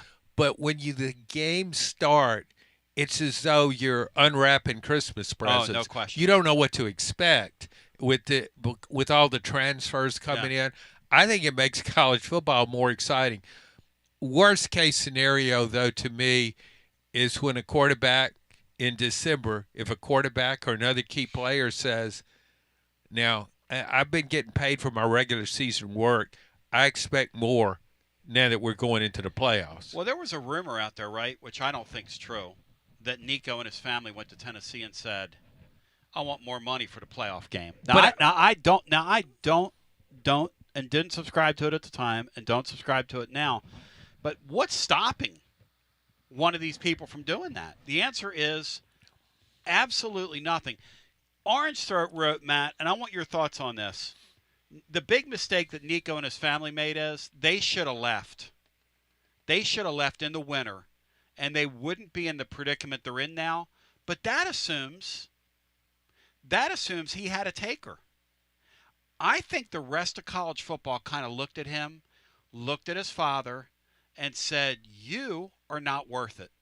They tried to leverage him to Miami before the funny-looking guy that looks like Don Felder from the Eagles, who's down there now. They tried to leverage him to Miami, and Miami said, no thank you. And they called Tennessee and said, hey, this kid's trying to do this. They tried to leverage him to some other SEC teams that basically said, no thank you. I wonder what the market was really like for him in December, John. Isn't that an interesting thing to think about? Oh, I thought that was very revealing. I think particularly since Miami gave Carson Beck all that money. Yeah. Because, Carson Beck was not having a great year. He threw 12 interceptions in one 6-game stretch. So you think, well, how sought after is he? Yeah. Miami looked at him and said, yeah, we want that guy. And I thought he played better against Notre Dame. He looked better to me with Miami than he did for Georgia last year, I thought. This thing is I think the transfer portal. I'll give you another example. The other night, Martavius French was very good in the Colorado game. Now, who is he? He's a guy. Hey, Matt, am I wrong? Did he sign with Pruitt, or am I imagining that? Has that guy been in college football for 9 years? I think so. I think he was part of the. I'm not kidding. They got 3 guys from his high school, and Jabari Small was one of the other ones. So yeah, that would have been a Pruitt guy. So they had a guy from here who was balling out, and we had one of their guys who was balling out. The thing is, with that transfer portal, John, you just need to win your fair share. That's all. With the transfer portal, I just need to hit on my fair share. And you know what? Tennessee did that. That Pendleton guy did a really nice job for them over the weekend. And that guy looks like John Wilkerson, that photo they show of him, which is kind of next level. But they've done a really nice job of identifying guys out of the portal. Their secondary is wrought with portal guys. Their defensive line, they've got some key portal guys. This Moy guy is going to be a real nice player if he can stay healthy. Well, Moy, he looked like a good acquisition on paper. Yeah. I mean, if you look at his resume and what he did in the Pac-12, but I really like Pendleton. Notre Dame had a good offensive line, and he was a starter at one time, then lost his job. He was hurt. So to me, I thought Tennessee's offensive line was better than last year, and it was reworked, and without Sanders either. And without Sanders, but here's the thing we don't know, and I'm gonna caution everybody. Again, people think I'm trying to be a joy killer here, but I'm just kind of gonna say it like it is. Stanford, UCLA, and Syracuse are the worst 3 defenses in Power 4 football, and it's really, watch the season. It's not going to be close. Syracuse, UCLA, and Stanford are 3 dreadful defensive football teams. And so you're talking Power 4 here. Power 4. What you saw Saturday was very impressive from the Vols, okay? Because just to go out there and to do what they did and execute without committing a bunch of penalties is impressive. To do what they did with only 1 turnover was impressive. For Joey Aguilar to look the way he did with the passing game was really impressive. There's a lot of things. So I'm not taking anything away from the Vols, but we have to temper it. And then we also have to temper this we're going to beat Georgia thing. But I'll tell you this about the Georgia game. To me, John, the Georgia game's a roll of the dice. It's a scratch of a lottery ticket. Stranger things have happened in this league in the last 5 years than Tennessee beating Georgia. Stranger things have happened. Even though I do think Georgia's the best team in the league, stranger things in the league have happened because that's Gunnar Stockton's first start on the road. This crowd's going to be, by winning the Syracuse game, you're going to have an amazing atmosphere in that place. And it's kind of what college football is all about, which is just give me a scratch of a lottery ticket in my building. Yeah, here's the thing about the Georgia-Tennessee series. Tennessee's lost 8 consecutive games to Georgia. Really, it wasn't even competitive in those games. I mean, Georgia.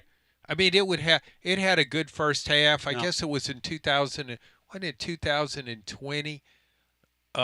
Pruitt's last year. Close game. Tennessee started out, I think it was up at halftime, and then Georgia scored 27 unanswered points. What's weird is Tennessee always scores first in that game. Like always. Well, and then just gets blown out. Matt has this thing where he thinks that Kirby, back from his playing days, where Tennessee wore them out. Kirby has this thing where he triple circles Tennessee. His guys, hey, Matt, his guys play like their hair's on fire against us for some reason. Correct. Yeah, correct. Yeah. Yeah, Tennessee's a game that his team's always going to be up and ready to play that one. For some reason, John, I don't know why, even when we're like a have-not and they're a have, they circle that damn thing. It's from his playing days. I think most coaches are like that. I think Steve Spurrier was like that. Yeah. He just went after Georgia with a vengeance when they had Ray Goff. Because they played all the time. Yeah, and Georgia wasn't that good. Right. They're bigger rivals back then. Tennessee was a bigger rival for Florida.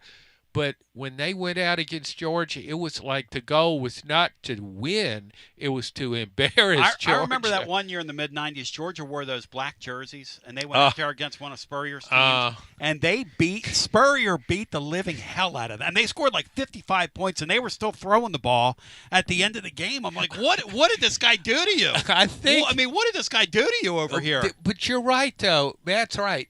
You go back, you look at most coaches. Yeah.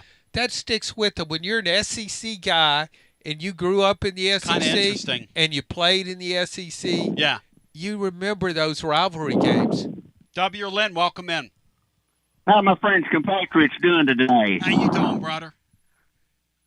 Tony, I got 2 more things that are real impressive. Yeah, there was only 46,000 fans down there at Tennessee's game. But over 40,000 were UT fans. That's over 40,000 going to a neutral site. There's no doubt about that. What you're doing, putting Syracuse in the Georgia Dome, hey, Matt, ridiculous. They had about 900 fans there, Matt. Like, what are we doing? And how do they make money off that? Like, wouldn't you want to put somebody in there Georgia Tech and South Carolina had a nice crowd on Sunday. They had the place almost full. Wouldn't you want to put somebody in there that's going to draw some people? Yeah, you want to get – I mean, you can get another mid-level ACC team if you want. Proximity. Somebody with close proximity, right? Here would have been a great matchup. Yeah. North Carolina and Bill Belichick. Yes. Now we're talking. That would have done it. That would have filled the place. Now we're talking.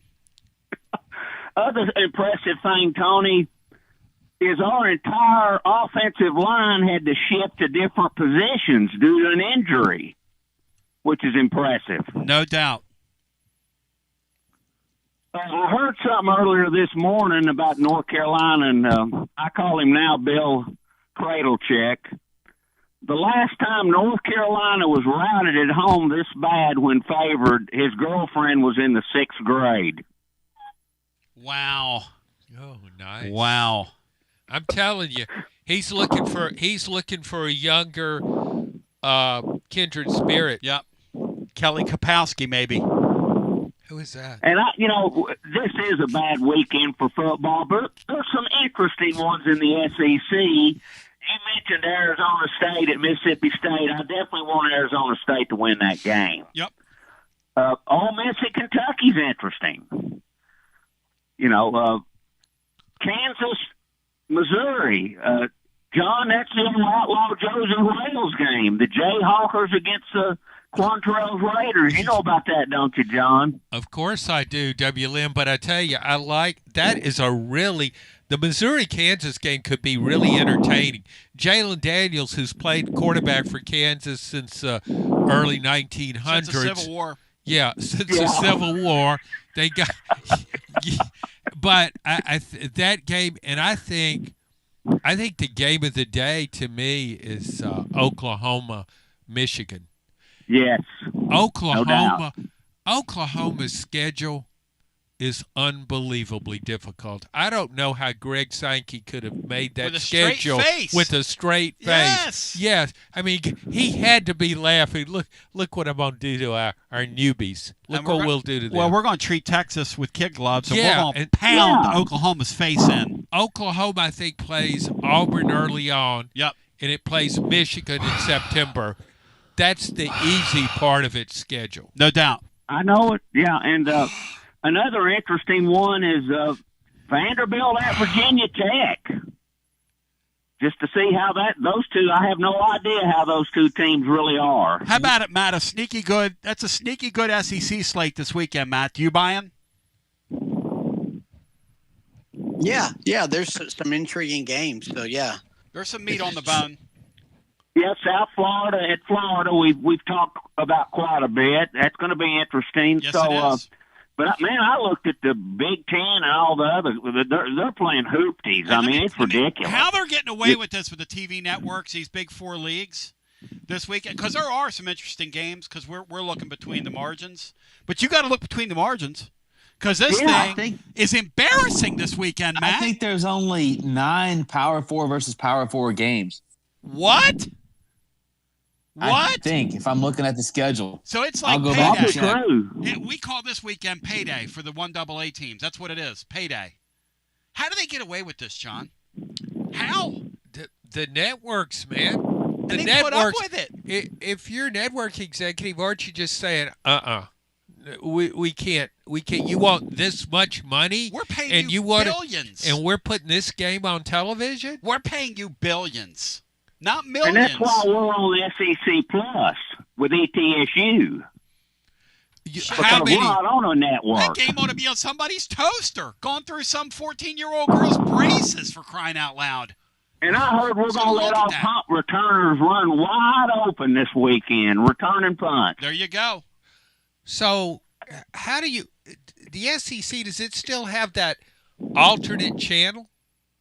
It did in the past, remember? I called it alternative. No, they don't have that anymore. Oh, okay. SEC alternative. But see, once you had it, they didn't even use it because then they force you to buy the SEC Plus. That's right.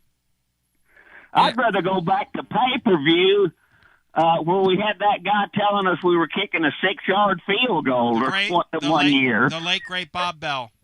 They're lining up, he said, for a 13-yard field goal. It's one of the most next-level things ever. And W. Lynn, thank you, because that's a great memory. And he used to also say, next week's game is on ESPN 1, which I loved. Because that was Randy Smith said the 16-yard field goal, and Bob Bell said ESPN 1. Randy Smith, who was really one of the more arrogant people that's ever talked into a microphone. No offense to him. Oh, man. Wherever he may be. He used to be so dismissive of fans on that call-in show, Brad. Do you remember that? Just a mean, surly guy. Just a bad person. No offense. Jeez, you guys have been character assassination. No. Matt, do you remember him on the Vol Network, Matt, how mean he would be to fans? Just mean. Jeez. It was unbelievable. I don't, but I remember him from those CSS broadcasts. Usually, the CSS broadcasts. I remember him doing some of those. And he did say a 16-yard field goal, to Brian's point, because we laughed.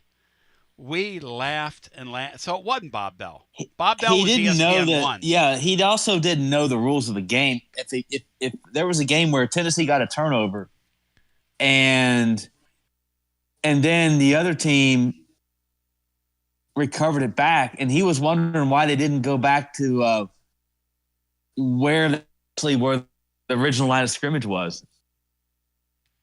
He was confused about where the ball should be stuck. Brian's a big Randy Smith fan. I never knew this. Brian, can you called him a bad guy? Well, I mean, everybody has pluses and minuses. Yeah. All of us do. Brian, what are some of Randy Smith's pluses? Back to the phones we go. Hello and welcome in. You're on the air.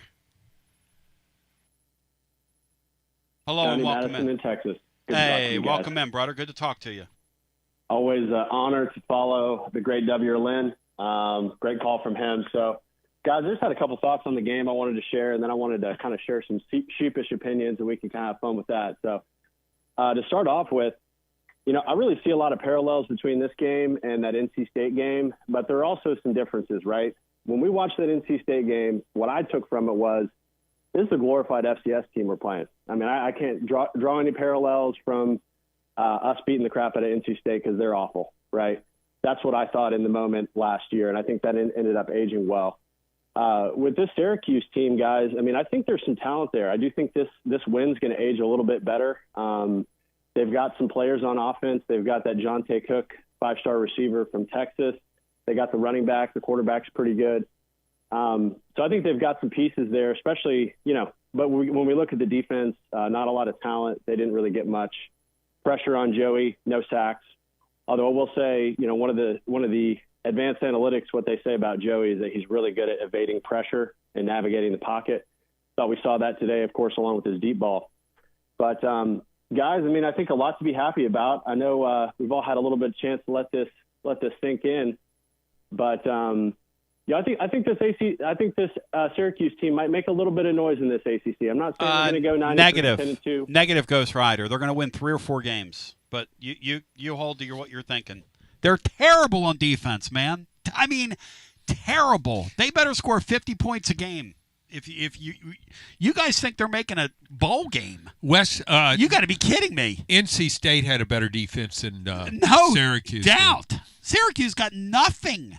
They're trash, man. No offense. But I love your show. He's right about the offense. Oh, they're very good. I love that running back. So that could keep them in some games. They'll score points. And Yeah, Nixon guys, knows what he's doing. I just want to make sure I'm being understood, Tony. I'm not saying they're going to win 10 games. I'm saying 6, 7, possibly 8 at the very most. No, I want to make sure I'm understood. They're not winning 6 games.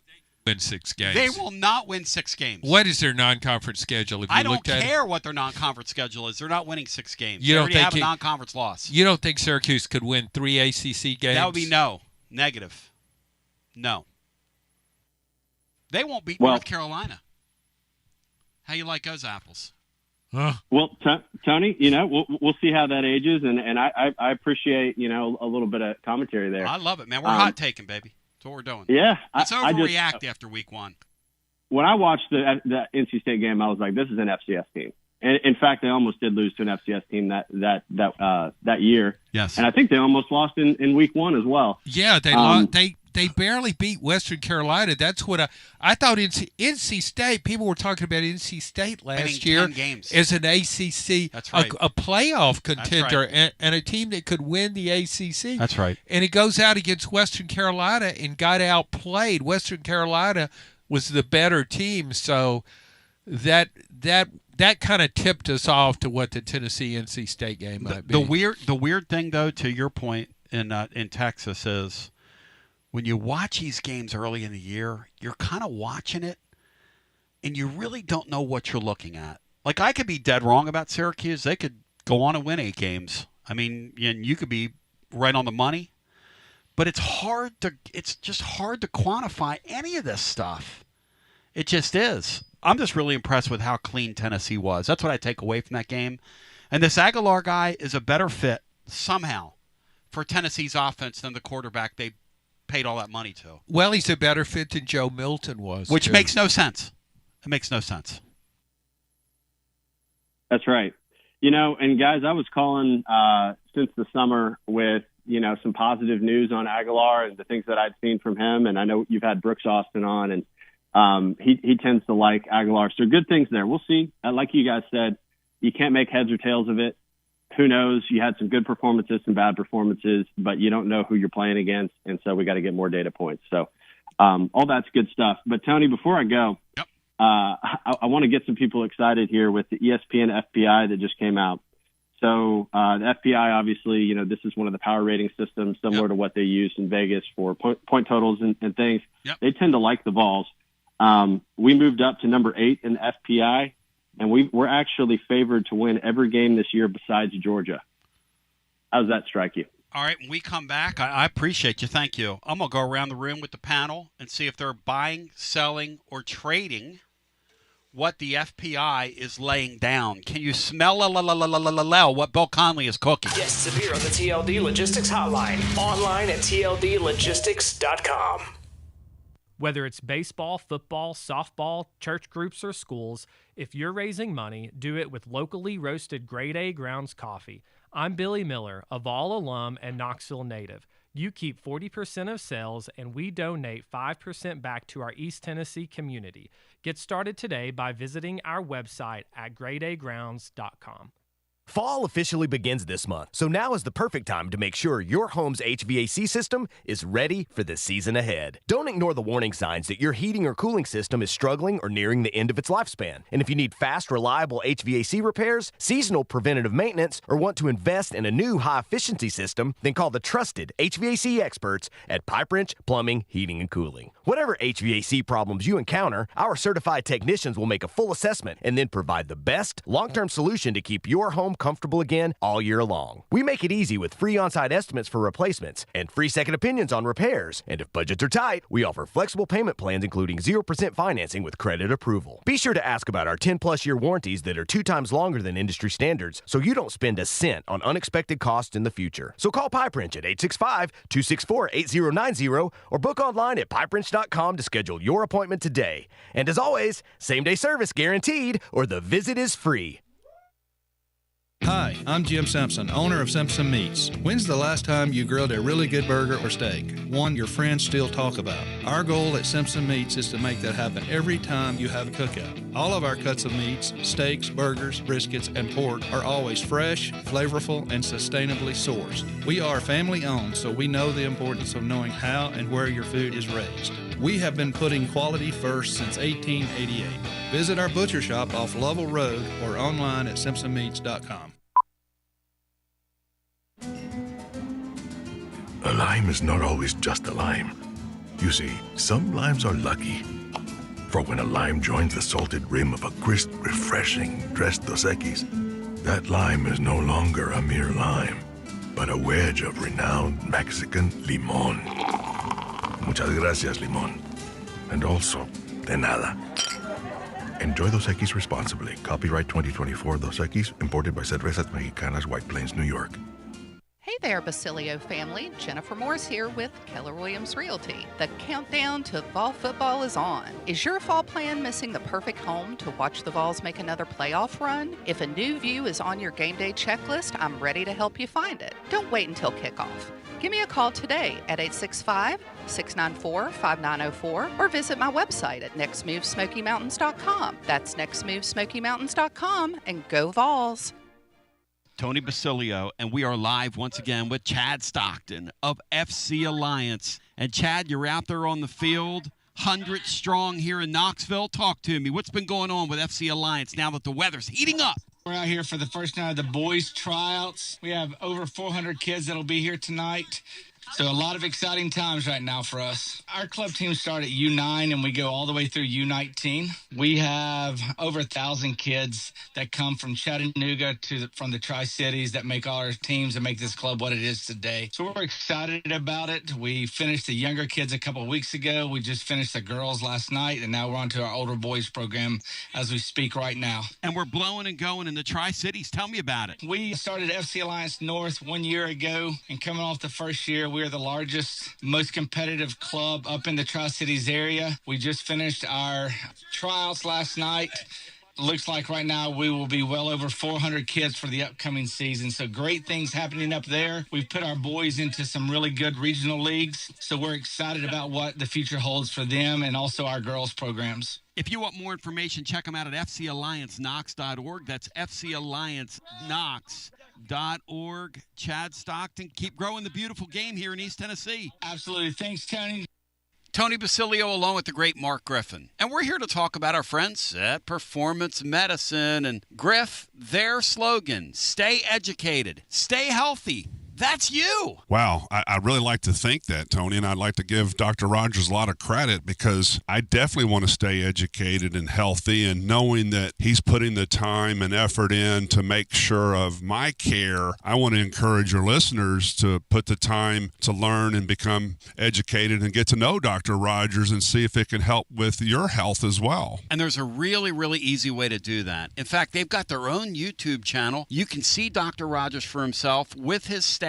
It's called The Performance Medicine Show over at the Performance Medicine channel over on YouTube. Also, more information at performancemedicine.net. To our friends in North Knoxville, a brand new location over in Fountain City, now accepting patients. So many ways to reach Dr. Rogers. And like they say, stay educated, stay healthy. Performance Medicine, online, performancemedicine.net.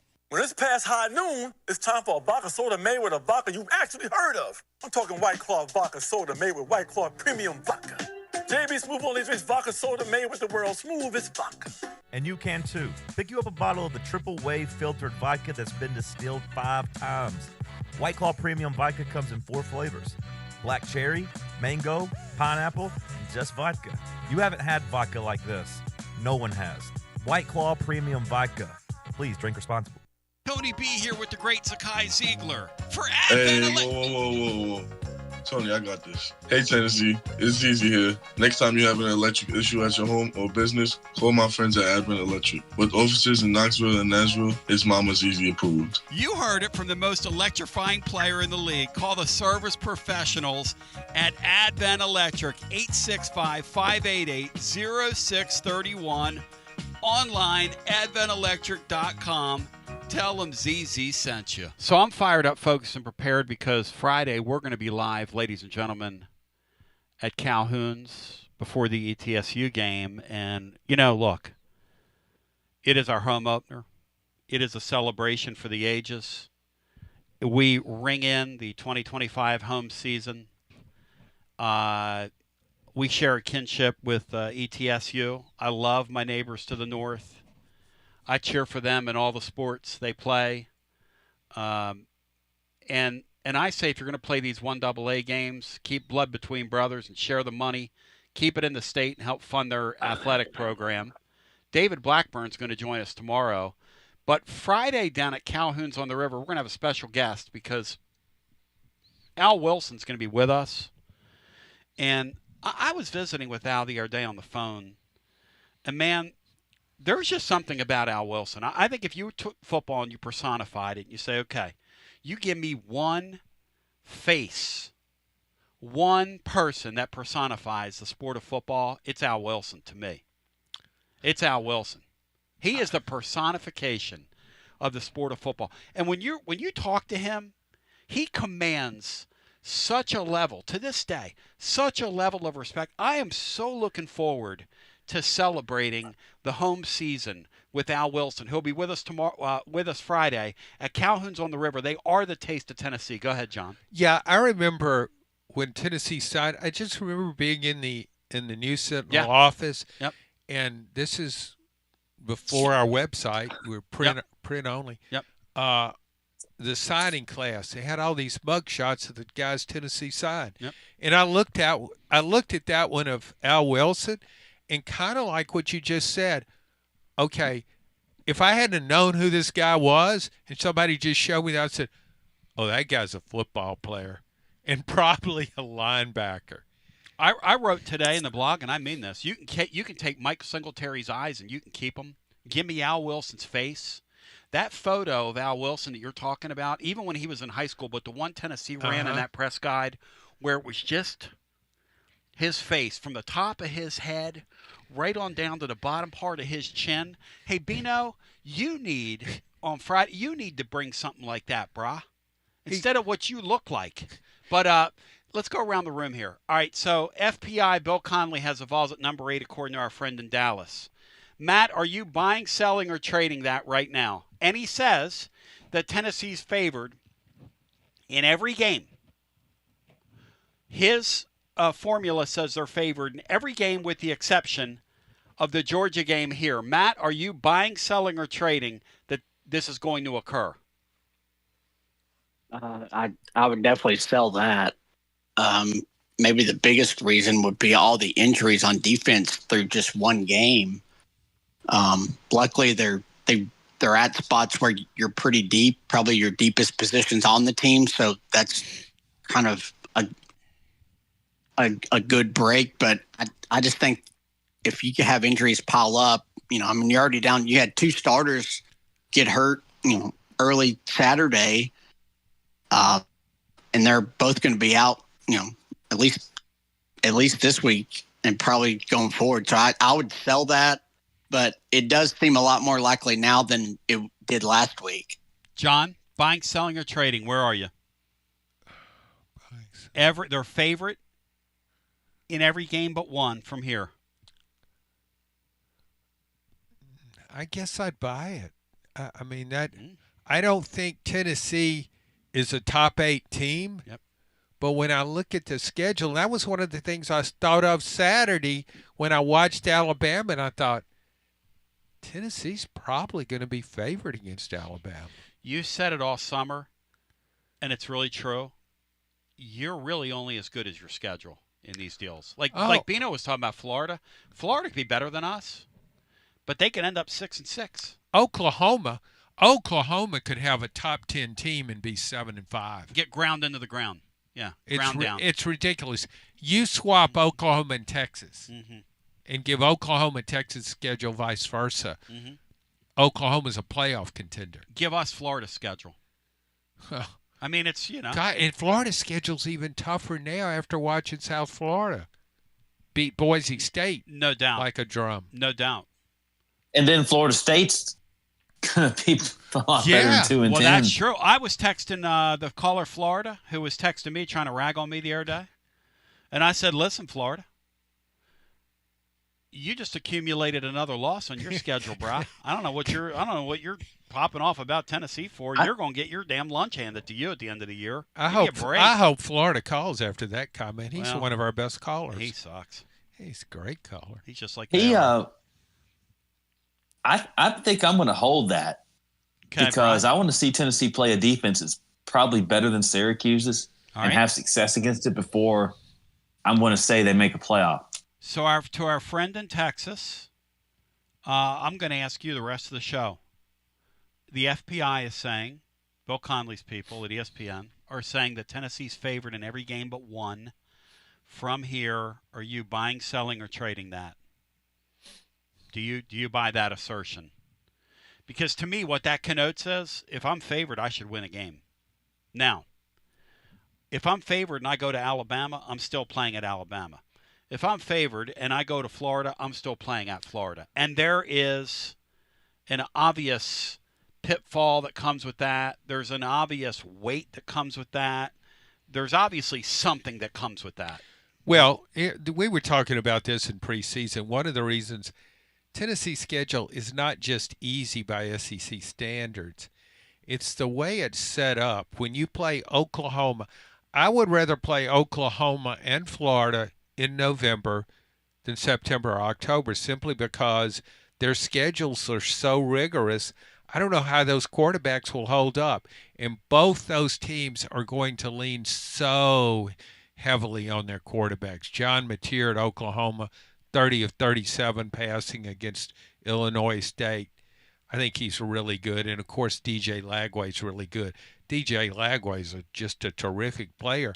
But will he hold up against that schedule? You think South Florida won't be coming after him with a vengeance? Schedule's so advantageous for the Vols. Even the Georgia game falls at an advantageous time. It's Sure. his kid's first start on the road. Oh, yeah. You know, that's advantageous. Everything about that schedule, you couldn't have crafted a better schedule for a year where you're introducing Joey football into the deal. Let's go to the phones. 865-200-5402. Hello and welcome in. You're on the air. How you doing, Tony? Hey, Billy. Hey, John. Hey, Bill. How's it going? Hey. Going pretty good. Well, Tony, after last week on Tuesday, Tony said you had a great call. Great call. I didn't agree, but, Tony, that kind of puts pressure on you. You really need to bring something to this call. Well, I saw somebody over the weekend, the great Gary Sturm, told me he believes you're an artist, Bill. He thinks your calls are art. So you've got a fan in Gary Sturm. Well, thank you. Sturm Buddy, without a I warning. hit the nail on the head on 2 games. Yep. I said to you that Ohio State was going to beat Texas. Yes. And I also said to you that Florida State was going to beat Alabama. Florida State did not only beat Alabama, they just flat out tore their kingdom down. Did you, Tony, can you verify that? No, he did say that because I made fun of him and cut him off. Oh. So that's one thing I was glad of. I'm glad North Carolina got their kingdom tore down last night because I am not a big Bill Belichick fan. Seeing that girl just get humiliated on national television last night was chicken soup for my soul. Listen, that sounds cruel, Tony. I'm not going to cheer against Nico. I've decided because I feel sorry for him. I hope Bill Belichick goes 0-11 or 0-12, however many games we're playing. Well, if they're 0-11, they might not even play their last game. Oh, well, they might only get 11 games if they look like that because they might just say to them, don't waste the natural resources of coming here. We'll just put you down for a loss. Because I'll tell you, Tony, when Belichick won them world championships when he was head coach of the Patriots, I'll tell you what, he was riding Tom Brady's coattails. Brian, do you agree or it, disagree with that, Brian, that Belichick is a byproduct of having the advanced scouting that the Patriots had at the time, which they were really, really cheating, and then he had Tom Brady as well, Brian? Do you buy that? Everywhere he's been that he hasn't had Tom Brady, he's ended up getting fired. Go, Billy! It's the truth. Because the way I look at it, Tom Brady was Bill Belichick's John Wayne. Whoa. Where did that that come Well, from? think about this, John. Brady went on and won a world championship with a kind of woebegone Tampa team. No, that was a talented Tampa was team. It? Yes. Was it? What have they done since then? Oh, just check. It was a talented team. Billy, you're making sense today, brother. I mean, he's the greatest coach of all time. I don't see how you can argue that. No, Tom Brady's the best quarterback of all time. Well, both. I mean, took both of them. No. You can't maintain that kind of dynasty without a great coach. Seeing Michael Jordan up there, and they just got their junk just shoved in last night was so awesome. Do you think Belichick, seriously now, you guys are joking when you're criticizing him as a coach, but seriously, do you think Bill Belichick was kind of eyeing those North Carolina cheerleaders in the second half when that game got out of hand and his girlfriend looked a little older? Billy, she was not wearing that well last night. Do you agree? She was looking old enough for Titans Bill. Bill, thank you. Great call. What? I couldn't hear. I mean, I have no idea. I have no idea at this point what's even going on here. Are you stuck in a dead-end job or ready for a new challenge? Do you feel like it's time to try a new career? Well, it's time to change lanes with TLD Logistics. My friends at TLD Logistics have some really exciting opportunities for you to learn a new skill. With a new 5-acre driving academy that's now under new leadership with all new course material. And the best part, it's absolutely free. What a great deal to set you on the road to higher pay. And TLD Logistics even offers weekly stipends to offset food and gas expenses. In 6 weeks' time, you could complete this course and be in compliance with FMCSA regulations. Then you're ready for the open road of opportunity. What are you waiting for? It's time to change lanes with TLD Logistics. Visit tldlogistics.com. That's tldlogistics.com. TLD Logistics. Yee-haw! I've been hooting and hollering ever since I started betting with the VIP Play app. VIP Play has more than 200 leagues, every bet type you can imagine, live betting and live hosts, all with 24/7 support from real live people when you need them. Start betting better with the VIP Play app today.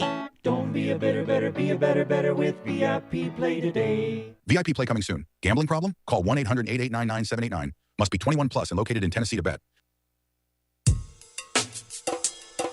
TB here for Cedar Bluff Plumbing, a live and local company that's been serving our area for over 32 years and counting because every customer counts, and I mean no job is too small. Cedar Bluff Plumbing just voted #1 by City View magazine because multiple plumbing experts are on call to serve all your plumbing needs. Chances are there'll be a plumber in your area when you call, and they won't send some salesman to your house. You're going to get a high character, trustworthy, highly trained plumber who will serve you. Not like some of these guys that look like they came off the set of America's Most Wanted. Cedar Bluff Plumbing is Basilio tested and approved and will go the extra mile for you because Chucky Mack is a servant of the people and my consigliere to the throne, celebrating over 32 years of serving living volunteers. Cedar Bluff Plumbing. Call 588-4448. That's 588-4448. Cedar Bluff Plumbing.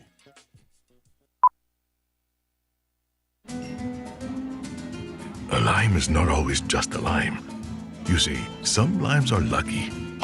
For when a lime joins the salted rim of a crisp, refreshing Tres Dos Equis, that lime is no longer a mere lime, but a wedge of renowned Mexican limon. Muchas gracias, limon. And also, de nada.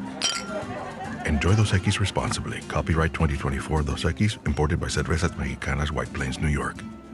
Achillio here, and you know my friends at Carnes Motor Company started with a dream over a quarter century ago. I met Rob and Brian back when I still had hair, and they were working at a huge dealership in West Knoxville. But they told me back then they wanted to sell cars on their terms, and I wanted to do radio on my terms.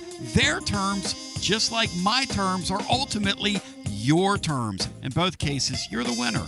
A Car Guru's National Award winner with a 5-star rating on all sites, just like our Vols. Everything about buying a car from Carnes Motor Company is no hassle. They specialize in high-quality pre-owned vehicles between the $5,000 to $25,000 range. And if you need to sell a car, they'll either buy your car or they'll help you sell it. Carnes Motor Company also has a top-notch service department.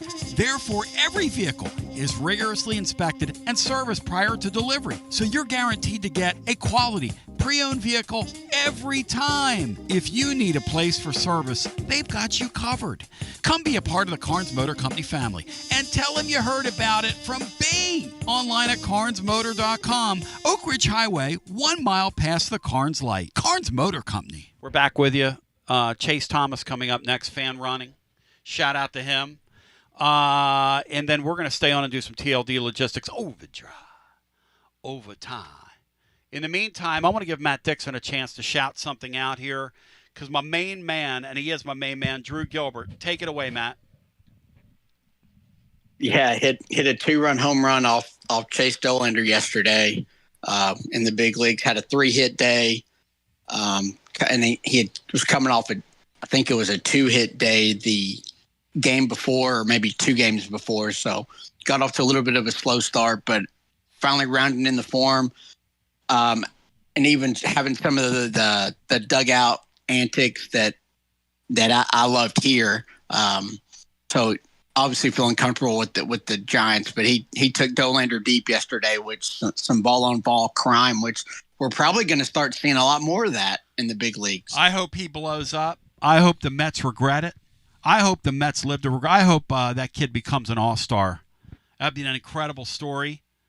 The Mets never gave him a chance. Screw the New York Mets, man. Treating that ball legend that way, that's disgraceful. That's a disgrace. We're going to do some TLD Logistics Overdrive overtime. We love you. We appreciate you. The great Chase Thomas on the way next from a radio, folks. We love you. We appreciate you. G to the B to the O, and take B-No. You're listening to FM 105.7 and AM 1340, WKGN Knoxville and W289CU Knoxville, Fan Run Radio. Fire that thing up, focus that thing, and prepare that thing.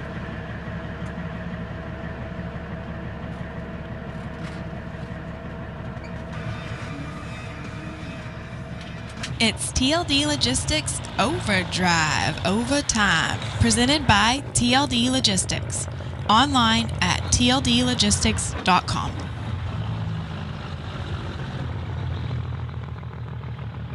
And now let's go to the guys with today's edition of TLD Logistics Overdrive Overtime. John Adams in the house, presented by Jennifer Morris. Next move, SmokyMountains.com. Shout out to Jennifer.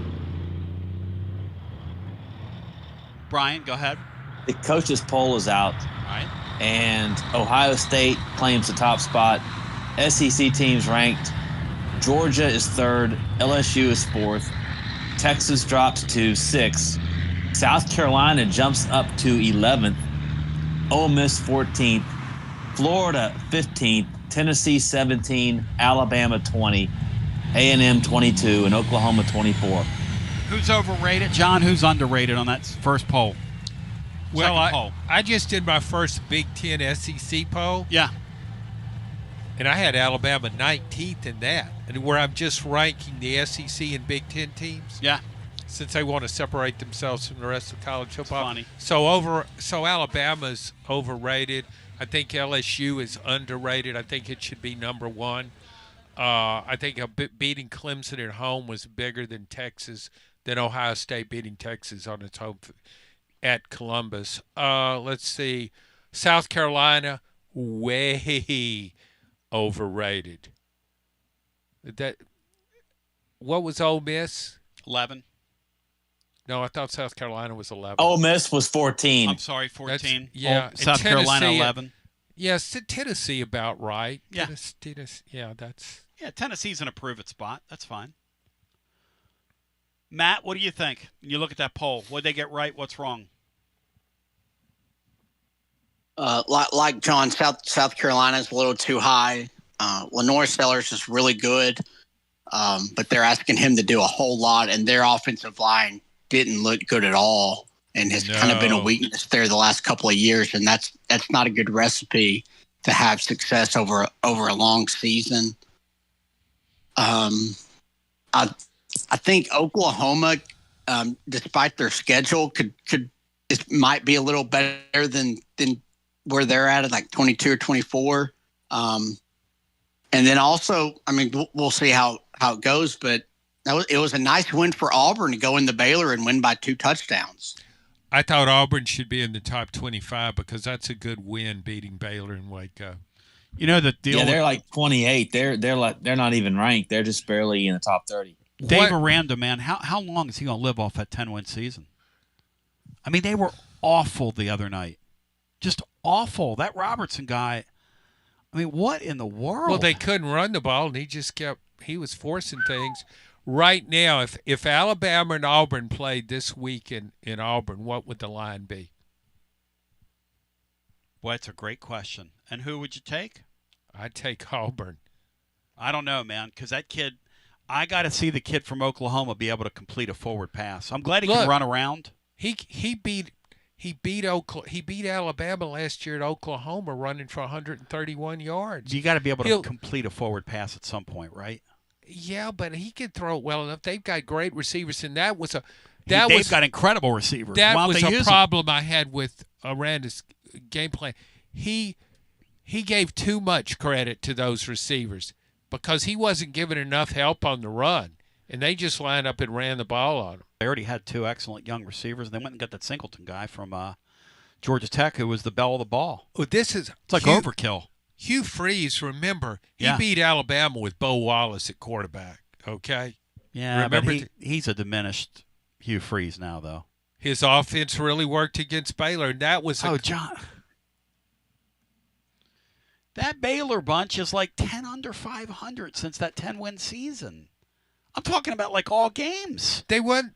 They won games. Didn't they win their last 6 regular season games? And last year they played LSU maybe a 13-point game in the bowl. Hey Matt, where are you on that Aranda guy? Are you smelling what I'm cooking? Yes or no?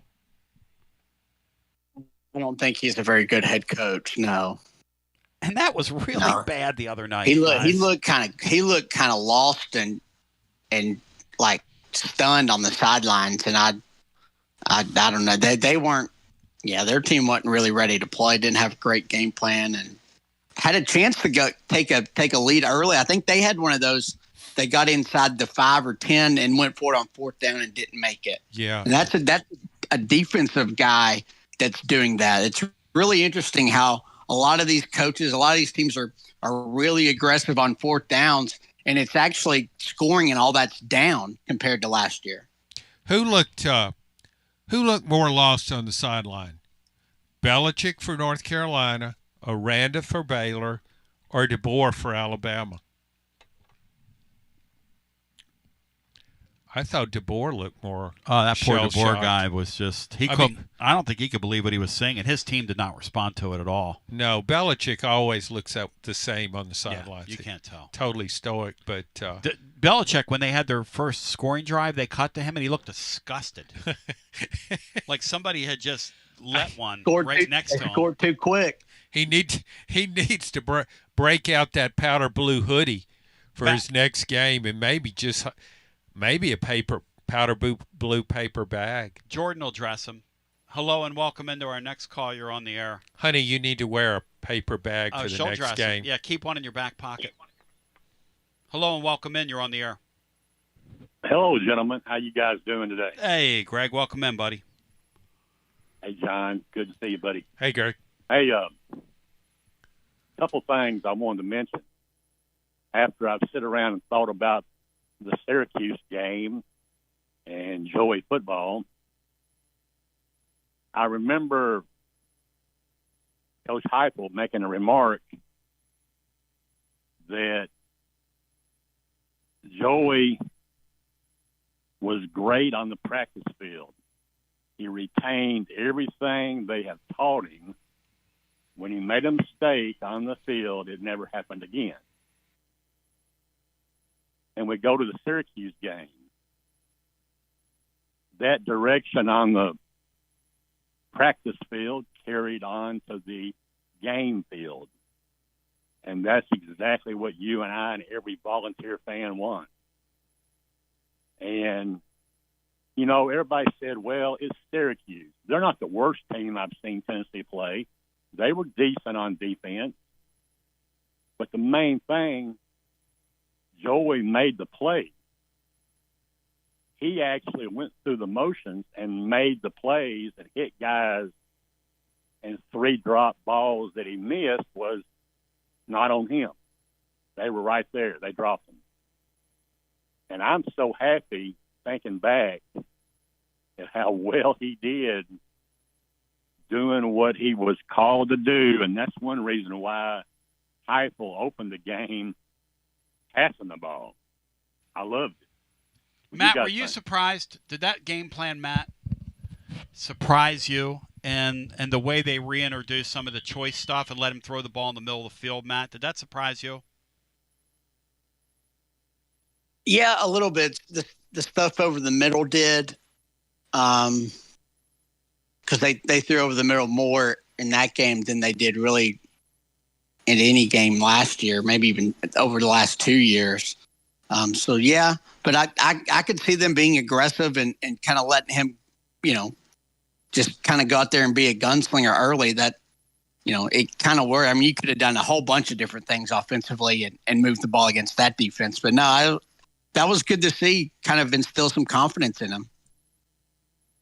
I thought Syracuse's secondary had something to do with the game plan. I thought Heupel knew he could attack those guys. But the thing about Aguilar that you bring up, how he did in practice, he looked more comfortable in that offense than Nico did after being in it for more than a year.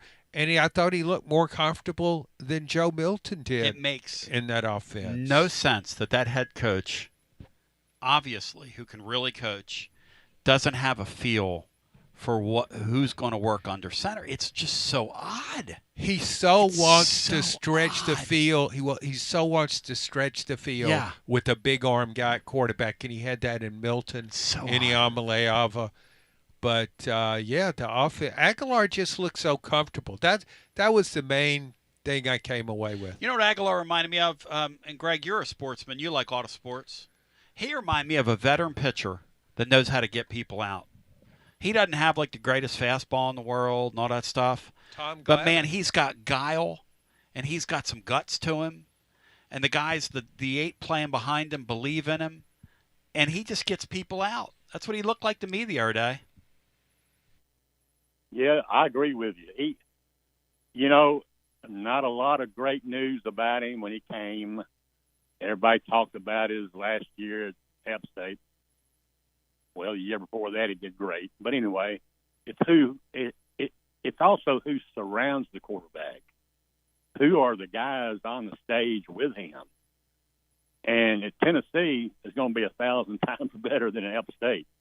And it showed on that first game. Let me ask you guys, and I'll ask John too, specifically, because I think you said you're an AP voter. But anyway, I don't know if you're a Heisman voter, but if he continues on this road we're on and has very low takeaways in his passes, and he has, I'm going to say, like I told you last time on the phone, I think I mentioned it, that I felt a Georgia win is coming. And if he does everything correctly, and I know how the national news media is, or sports media is for Tennessee sports, will he be in the running for the Heisman Trophy? John, if they go out and he plays flawlessly against Georgia and they win that football game, the way the media overreacts to things, does he jump into that race? Yes or no, John? Well, the media loves an underdog story, and he's the classic underdog story.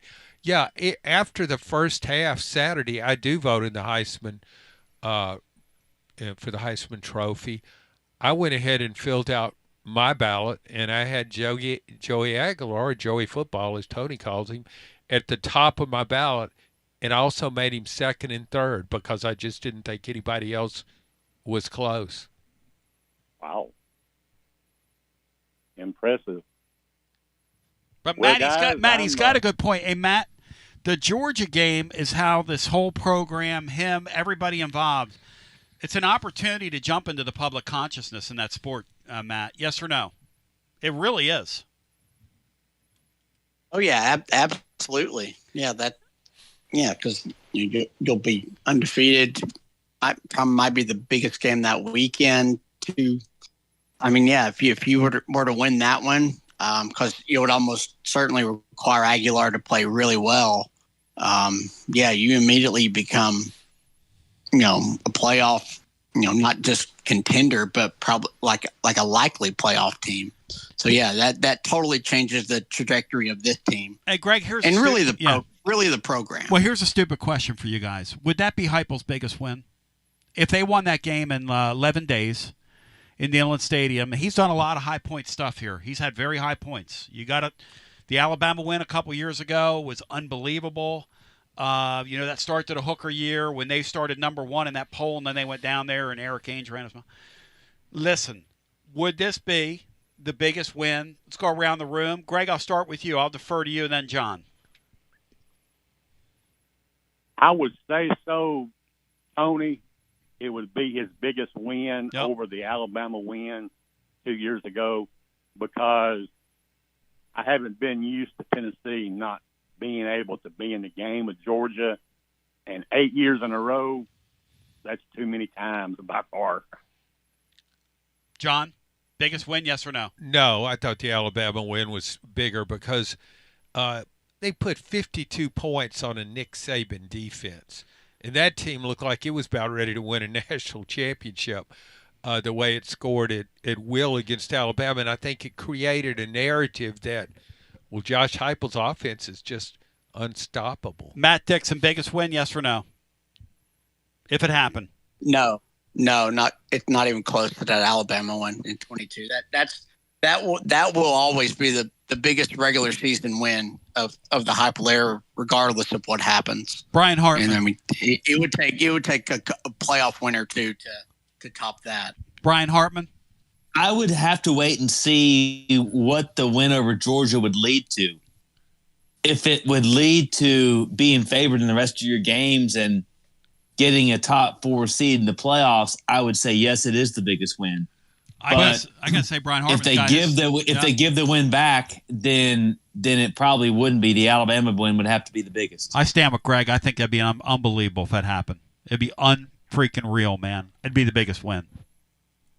I think it'd be the biggest win, guys, because just what he just said. Yep. It would lead to bigger things down the road more than that Alabama win did. So. Well, we're looking at that Alabama game from in the rearview mirror. I mean, you look back at it, yeah, but that made Tennessee number 1 when you went into the when that college selection committee. I wonder how far they jump if they won that game. Sure. Wouldn't that be interesting to think about that? They get in the top 5, wouldn't they? They would elbow a lot of people out of the way. Yeah, I would have Tennessee in the top 5 because I place a lot of. But see, too many voters, coaches, and media, they're slow to make adjustments. They have their list, their top 25, and they don't want to change too much. Well, the team I had there won again, so I'm not going to demote it after a win. I always try, when I voted in the AP poll, I always tried to just shake things up. And you're actually instructed by the AP to not be shy about making adjustments from one week to the next. Hey, Bri, where was Florida State in that poll? I didn't hear you say them. Where were they, Bri, in that AP poll?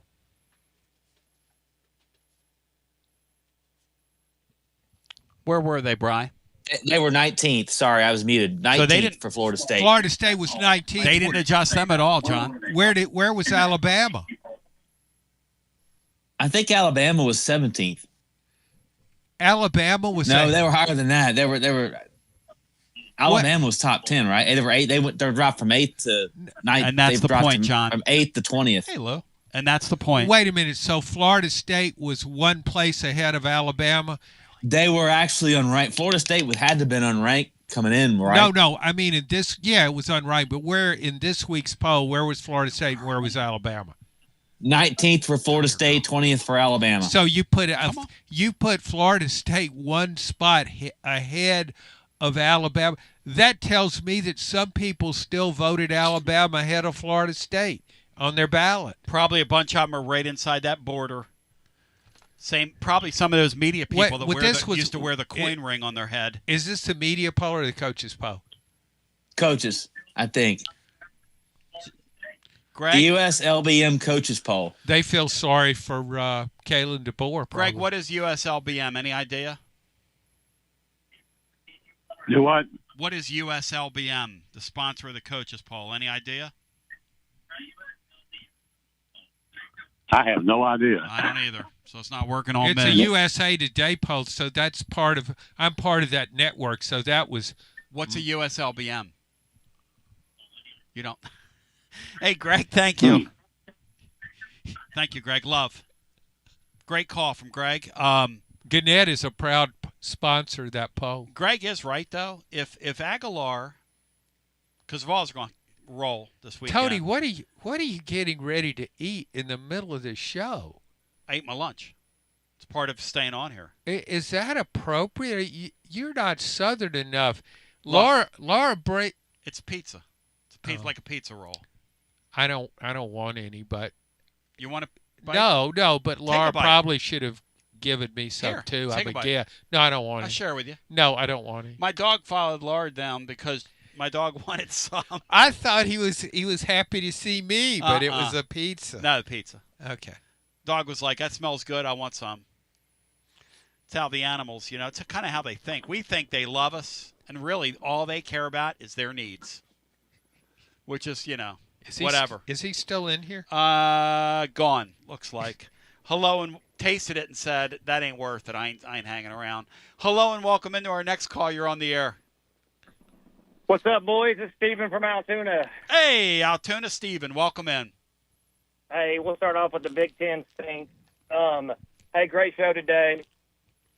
So just to touch on the Nico thing, I also felt bad for him there the other day. I stayed up, and he was running for his life. And then he was standing there like a statue as well. So we really won the trade between us and UCLA. John, did we win that trade? Yes. Do you believe you're saying that after 1 week?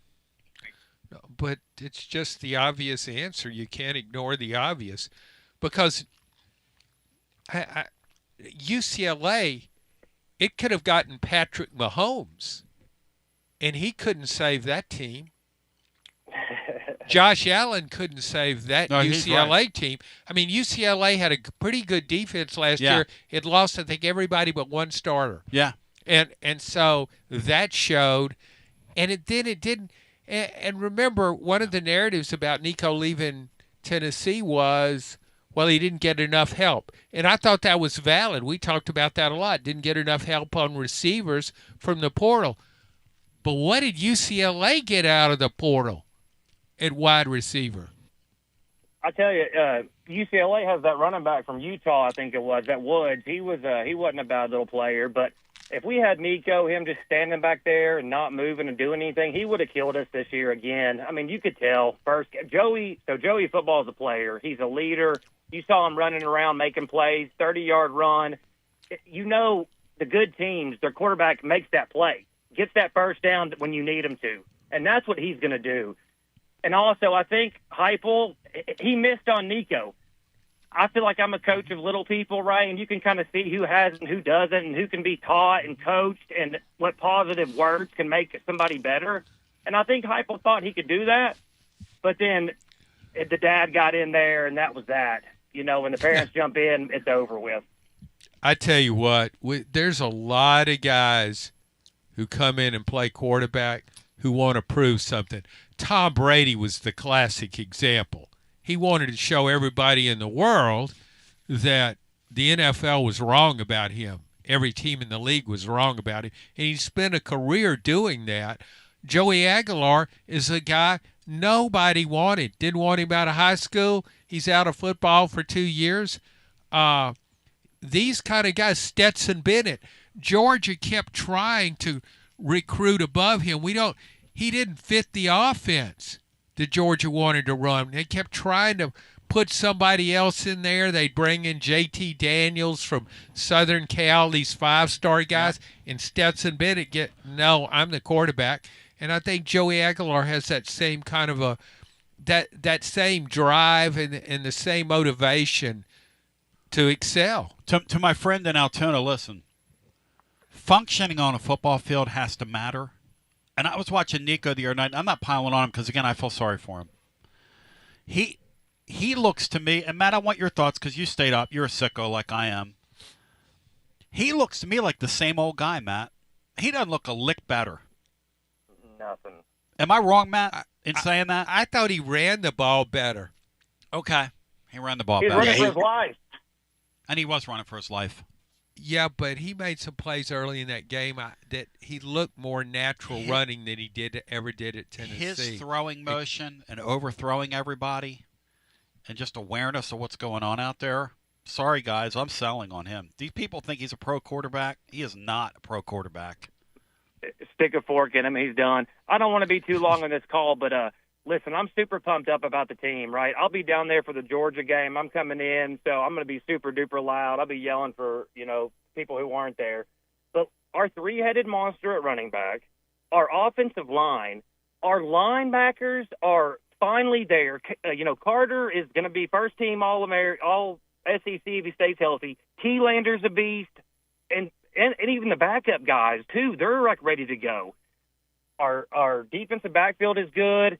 I tell you what, if we can get the receivers, Mike Matthews wanted more money, not to kill him, but he dropped his two or three first passes he got. But if the receivers can come along and catch these little balls and hit some deep balls, I think we're going to be rocking and rolling this year. So hey, I listen every day. Thanks, guys. Have a good day. Thank you. Come see us at Calhoun's if you get down here on Friday. I'd love to meet you. One of my homeboys. So, gosh, she's coming all the way from Altoona, Pennsylvania. Yeah, have you been there? You been to Altoona? I probably have when I lived in Pittsburgh. Yep, it's an hour from State College. It's about 45 minutes or so from State College. I never went to State College. So basically, a lot of people pretty much are ready to give Joey the Heisman. Yes, and Tennessee is already in the playoff. Well, Bill Conley's got him favored in every game but one from here. Hey, listen, I love it, man. It beats the hell out of the guy would have gone out there and thrown 4 interceptions, looked like hell, and we're left to pick up the pieces. I love hope. Give me hope. Another thing I liked about him in this game, and I wrote a column about this before the game, it's a really crucial idea as to how much do you run Joey Aguilar, because he can run some. He's hardly a statue back there, and he made a really nice 25-yard run early. But how much is too much when you run him? I thought he had really good instincts for when to run and when to slide and when to just stay in the pocket and go through his progressions. I'm blown away, but that we're already declaring us the winner of the trade after 1 week. Yeah, but you watch both games. That seems a little premature. It is a little premature, but then when you look at how comfortable he was in the offense, and I mean, how much difference would he have made at quarterback though for UCLA against that Utah team? But that now this is the really interesting question. 2 things about Nico. 1, why'd he leave? What was the real reason? Because that was a haste makes waste deal, them doing what they're – and that's going to – like Matt said, he's going to be, by the end of the year, somebody that people are going to try and recruit. And who knows who a suitor for him is going to be. That's what's going to happen with him. Tony, okay? let's – But here's the other thing, because John brought this up about Aguilar. What we don't know is what he would have looked like out there on that field running for his life. The other thing we don't know is what if Nico would have come back and they would have had another offseason to develop him? Was he going – that's the unanswered question. Was he ever going to take some of that world-class talent he has, and were they going to get it out of him? And, John, what's the answer to that? Were they going to get it out of him? Because they got it out of this Joey Aguilar guy in 100 days. No, I don't think they would have gotten it out of him because I don't – and I was just totally wrong. I keep saying how wrong I was about Nico. And I was also wrong about his fitting Tennessee, best suited for Tennessee's offense. He should drop back and throw in the pocket. That's what should be that's the best offense for him.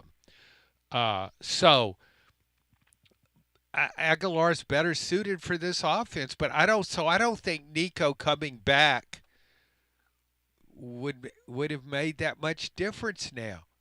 I would have thought, when the deal was made, it wasn't a deal, but we're calling it a trade. When the trade was made, I mean, Joey Aguilar was an unknown, so you couldn't say, oh, well, Tennessee will be better off with him than Nico. I don't think that would have been a smart response to what happened. But, yeah, now that I watched him, and that was the first thing I noticed about Aguilar in this offense. And I go back to my first impression of Joe Milton in the offense. Remember his first start against Bowling Green? How can we forget? How awkward he looked. I'm amazed based on that game that he's in the NFL, I'll tell you that. And I give him all the credit for getting where he's gone. And then I go back to Nico. Now, he looked really good in that bowl game, and that really fooled us all. That threw everybody off. Distorted thinking. Yeah. Which I'm guilty of in my life. Hey, Matt, and then we'll go back to the phones. If Nico would have stayed, was he going to take a step based on what you saw Saturday night? Yeah, he would have taken a step. I don't know how big of that step would have been. Probably not as big as we needed it to be. I don't know. I just don't think he's got some of those instincts and intangibles that elite quarterbacks, have to have. It doesn't seem to come natural for him. So I mean, he would be better, but I don't think he would be a ton better. And you kind of will probably needed him to be. But like John put it pretty well. I mean, we've kind of seen the floor with Aguilar, and who knows what his ceiling is, but his floor is a whole lot higher than what Nico's was.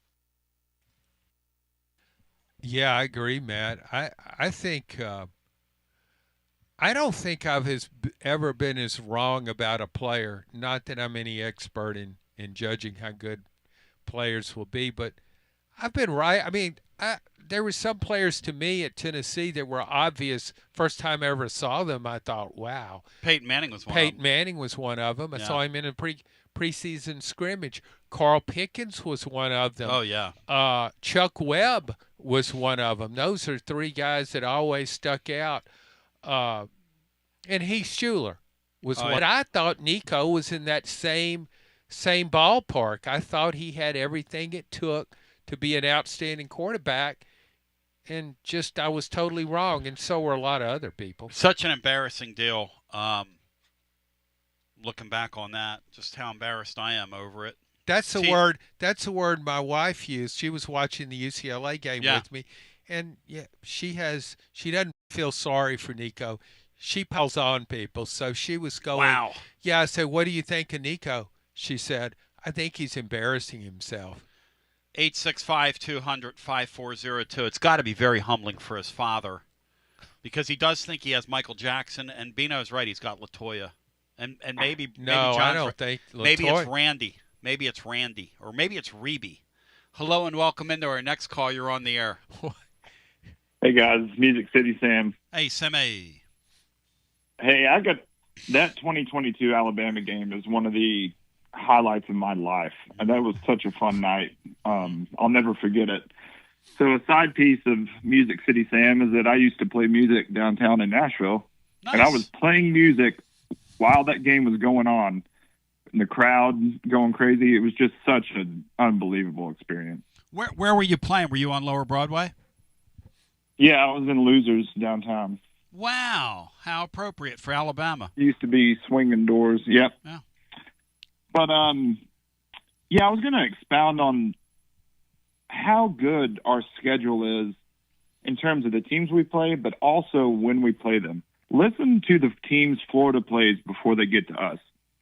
South Florida, LSU, Miami, Texas, Texas A&M, Georgia, Ole Miss, before they get to us. I mean, are they going to have anything left at that point? Will Billy Napier still be the coach? I think that's a question worth asking. I'm not sure he will be. And look at Oklahoma's schedule, too. I've got it pulled up. Okay, what Oklahoma plays before he gets to Tennessee. Absolutely brutal. Michigan, Auburn, Texas, South Carolina, Ole Miss. Then they come to Tennessee. Yeah. Jeez.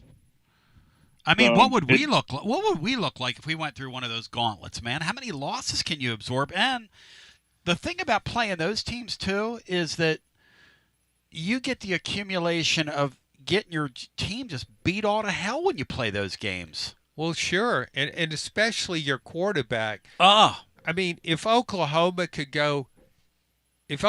or Florida went 9-3, Coach of the Year, got to be in the playoff. And got to be in the playoff. That's exactly right.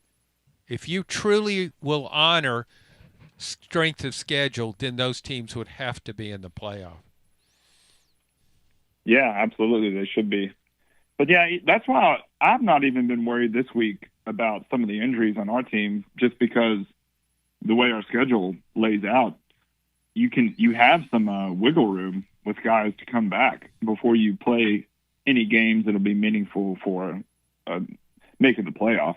Because, Georgia's a toss-up regardless of if you have everyone. So if they pull that out, it would be incredible. And yet, I agree, they'd go straight to the top 5. It's a great point, Sam. But here's the thing. Yeah.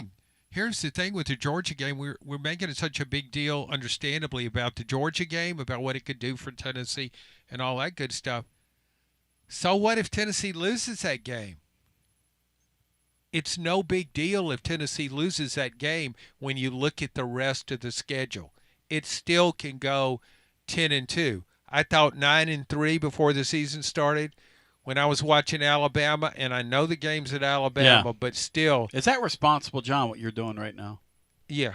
Okay. That was a bad team. You're being serious. Yeah. They're going to go to Alabama and win. Oh, yeah. That was a bad Alabama team. John, that Alabama – hey, Matt, the Alabama team we saw Saturday, is that going to be the team they're going to put on the field when they play us, Matt? Because they're going to get a lot better, aren't they? At some point, they're going to insert that quarterback that can run around and, like Nashville Elite said Thursday night, and I dismissed it out of hand, but he's been proven correct. They're going to come off Ty Simpson. There's no way with that offensive line. Yeah, but they're not going to play that high-powered freshman. There's just no, and that'll change their equation. But see, once again, now all the preseason conversation was about, well, now Kalen DeBoer has a quarterback fit for his system. You're right. But see, Jalen Milroe made everybody else look better on that team last year because he could just take off and run 60 yards for a touchdown. Mm-hmm. Ty Simpson can't do that. You're playing history too. I mean, it's been 22 years since they've won a game down there. I'm just not going to say into a microphone we're winning at Alabama. Well, I'm not saying you're winning, but to me that game is considerably easier opportunity for Tennessee than the Georgia game is. It's at least an opportunity. I agree with that. Alabama and Florida are opportunities. Okay, what would be the line on Tennessee, Alabama if they were playing Saturday? Well, that's just it. They're not going to play Saturday. They're going to play play in 8 or 9 weeks. But that speaks to what the game shapes up to be. But Alabama's not going to be. They're going to be totally different by the time we get there. They're going to have a form to themselves. So what's Tony? I think it's equally as likely that Alabama in a transfer portal era could completely quit by then. They could. That Florida State team last year quit. No, they could. You're right. You're right about that. So I think, I don't know what they're going to do. No one does. But it's equally as likely to me that they could just say, all right, this ain't Nick Saban anymore. I'm out of here. Well, here's one thing to think about. You need some. Sometimes teams are galvanized by a bad loss and by all the criticism that comes with that bad loss. Let's go back to last season when Michigan beat Ohio State. Ohio State fans, and maybe one of the greatest overreactions of all time, said Ryan Day needed to be fired. I think that was a consensus. I think a lot of those Ohio State fans kind of hoped that they might lose to Tennessee so they can get a new coach. Yeah. Instead, what happens, the team is just getting piled on. They're getting criticized obsessively, and they go out and finally start playing up to their talent and ram through that playoff. Which could happen with Alabama, to your point. But I don't think Alabama has that kind of talent. I don't know. Anything else? Yeah, they just seem off. It could, yeah. You're right, Sam. They could go one way or the other. But hey, I got a fun stat that I brought up maybe a month ago. But Joey Aguilar in 2023 had an interception rate of 2.17%, which is better than DJ Lagway, Garrett Nussmeier, and Lenora Sellers did last year. Because his first year at App State, he threw 10 interceptions, but it was on 460 pass attempts.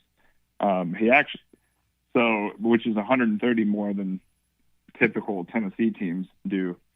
So with our offensive line looking the way they did, I don't think we're going to have much issues with him in terms of interceptions and decision making.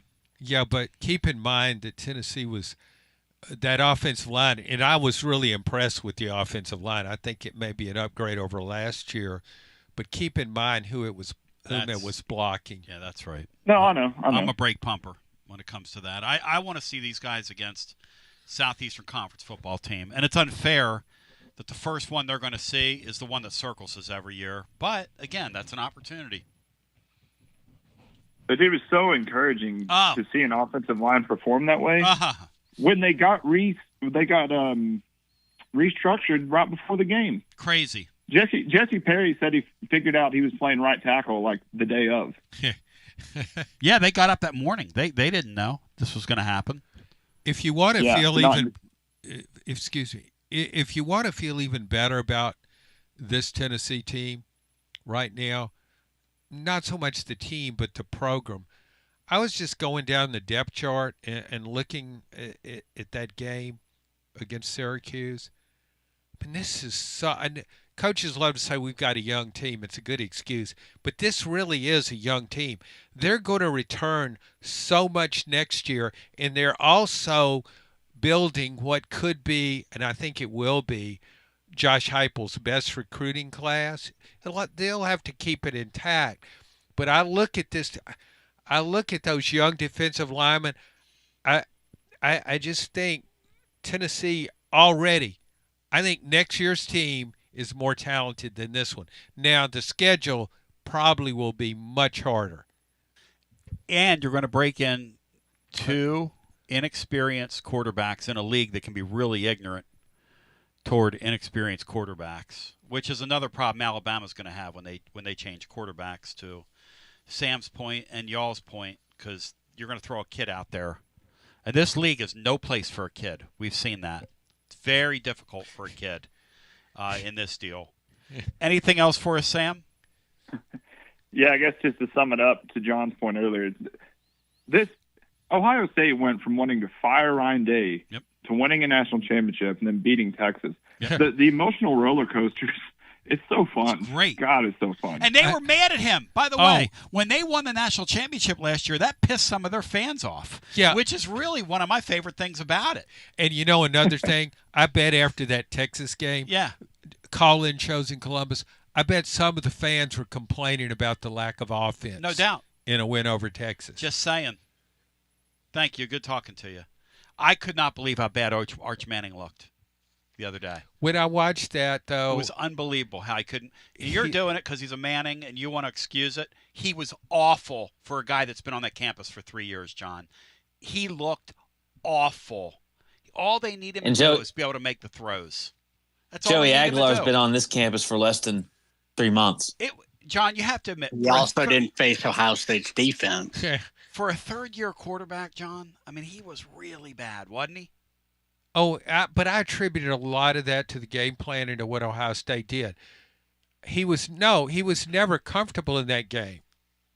He never looked comfortable. So he should have run. You think they should have? I wanted him running. Okay, I'll buy that. I'll buy that. But your point is well taken, because I think he was unprepared for how good Ohio State's defense was and what they were doing schematically. He looked uncertain. I didn't think Sarkisian helped him enough. But when you look at his throwing mechanics, looked off. That I didn't expect to see that. His mechanics looked off. I saw him last year as a backup, and he didn't look that way. Hey, Matt, the level of play in that game was freaking unreal, okay? I mean, the collisions in that game. Line of scrimmage stuff. Oh, my gosh. Texas No, I went back and watched it. The crazy thing is Texas moved the ball better than Ohio State did.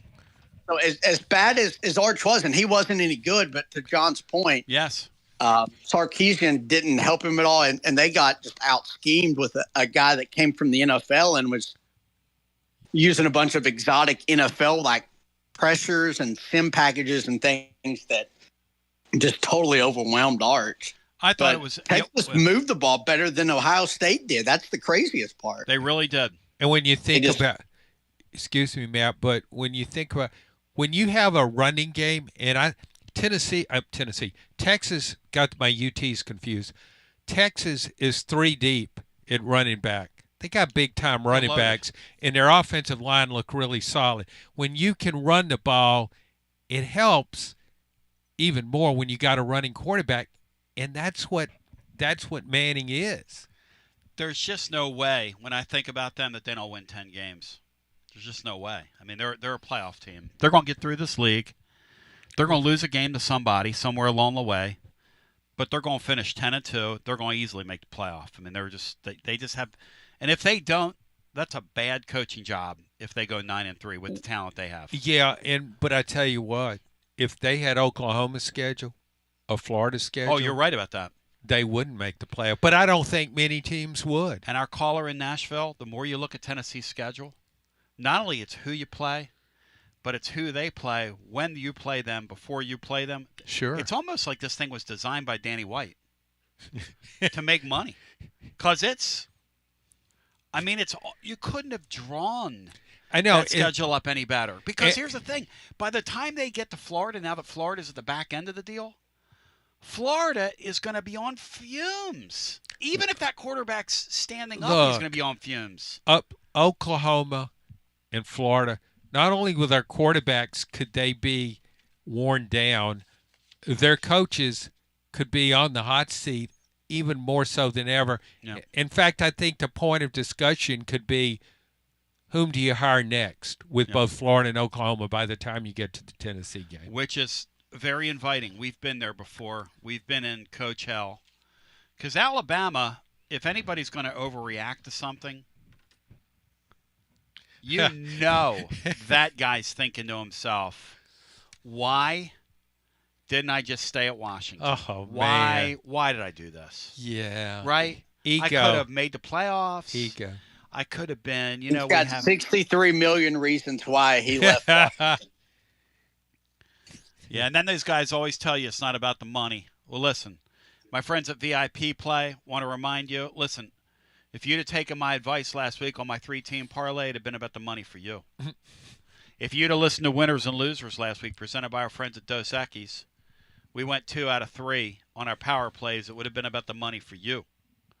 This week I'm going to have another play. It's going to involve the Eagles, Cowboys. It's going to involve, I don't know what it's going to involve. It's going to involve the Eagles, Cowboys, Thursday night. Can you mix college and pros? I can mix whatever I want. We can do it all at VIP Play. A 3-team parlay, mix and match. Go for it. The Basilio play. I'll have something up for you. I want to encourage you to go claim your VIP Play welcome bonus right now. Make your first bet $5 or more. $100 in bonus bets instantly are yours. The promo code is TNTony. Again, the promo code is TNTony. We've got new convenient deposit withdrawal methods are now there. VIP Play 200-plus leagues, numerous bet types, props, options, you name it, they've got it. Tennessee Sportsbook is VIP Play, where everybody gets treated like a VIP. And if you have a gambling problem, 800-889-9789, 21 and over, located in the great state of Tennessee to place a bet. Let's go back to the phones. John Adams is here. Football season is an invigorating, fun, blessed, sacred time of the year here. The fall's incredible. The weather is so nice.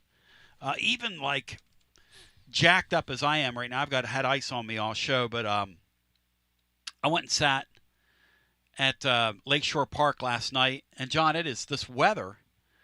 The fall weather just broke right with football season. It usually feels like summer outside. It's so nice outside. I tell you what, when you go to the park, you should take that chair you got with you. That is an awesome chair.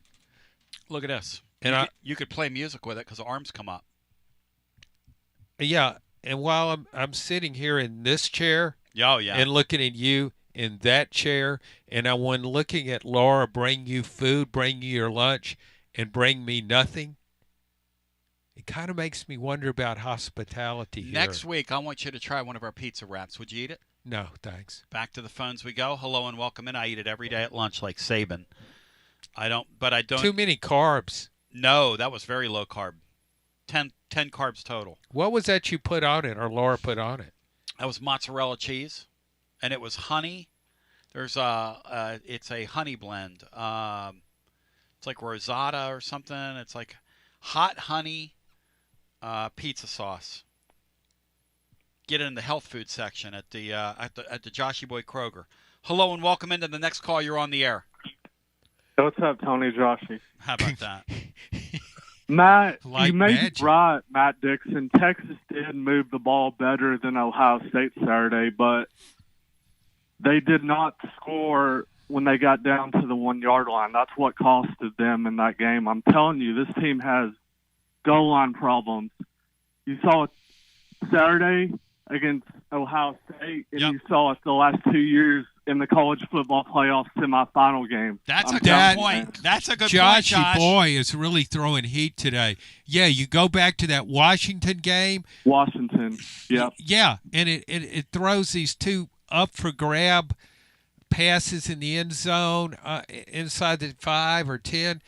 You go back to last year against Ohio State. Yeah, it was a disastrous How would play. you have a 6'4", strong-legged kid like that?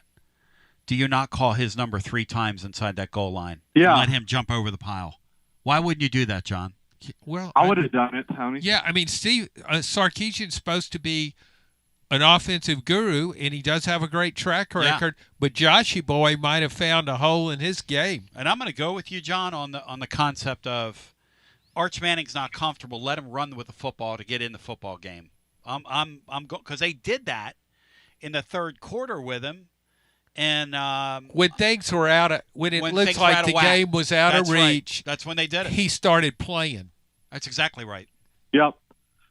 And I know a lot of people after that game, they said Texas is going to be fine. They're going to make the playoffs, this and that. But I kind of don't like what I saw at Arch. He was overthrowing wide receivers on some plays, and the ball hit the ground on a few plays short of the wide receivers. I wouldn't be shocked. I'm going to kind of make a hot take right here. I kind of think they go 9-3 this year because they still have to play at Florida. They go back-to-back at Florida. Then they got the Red River rivalry shootout with Oklahoma and play Texas A&M, and they still got to go at Georgia. I could see them going 9-3 this season. I tell you what, you do have a good point. Their margin of error, they get one more mulligan now. Don't they play Georgia? Yes, they do. At Georgia. I think Kirby Smart. Tony's talking about how he gets his team up, and he gets up. He said his best against Tennessee. I think he's pretty good against Steve Sarkisian because he outcoached Sarkisian in both games last year. It's fair, man. The Bulldogs had no business winning that game, talent-wise, against Texas. Matt, you imagine how high level of a game and what that atmosphere is going to be like down there at down there between the hedges when Texas comes a-calling. Just the thought of that, just the way, Matt, that game is going to look.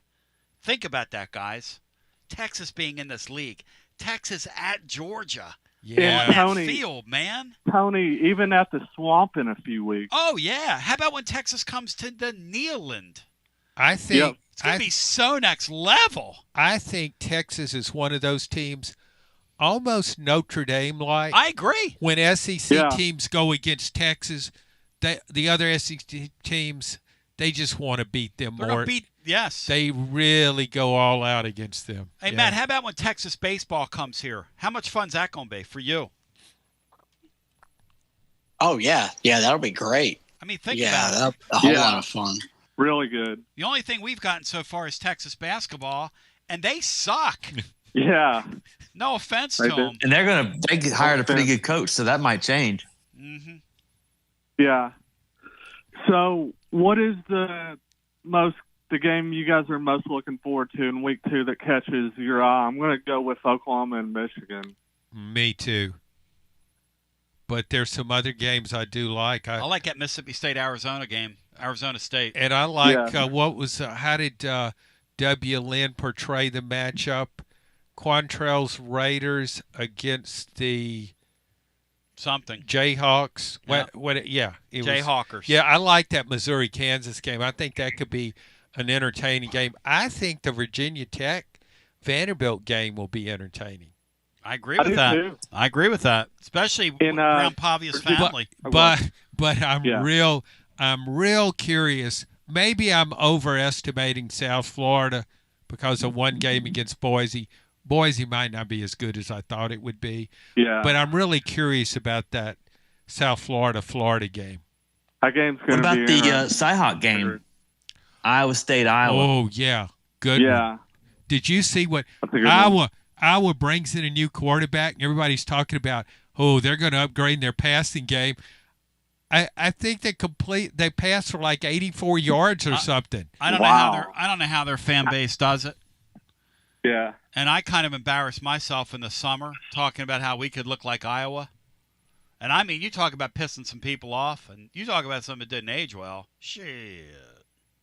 Iowa State, I agree with that. Iowa State's looking pretty good. Yeah, could you imagine watching? How about Iowa State coming off the gamblers all know? Josh, your boy knows. When you play in that game in Ireland, you fade that team the next week. They beat the living hell out of that North Dakota State team. I agree with you. That was my line of thinking. And then Kansas State nearly lost. Kansas State nearly that's lost. Exactly right.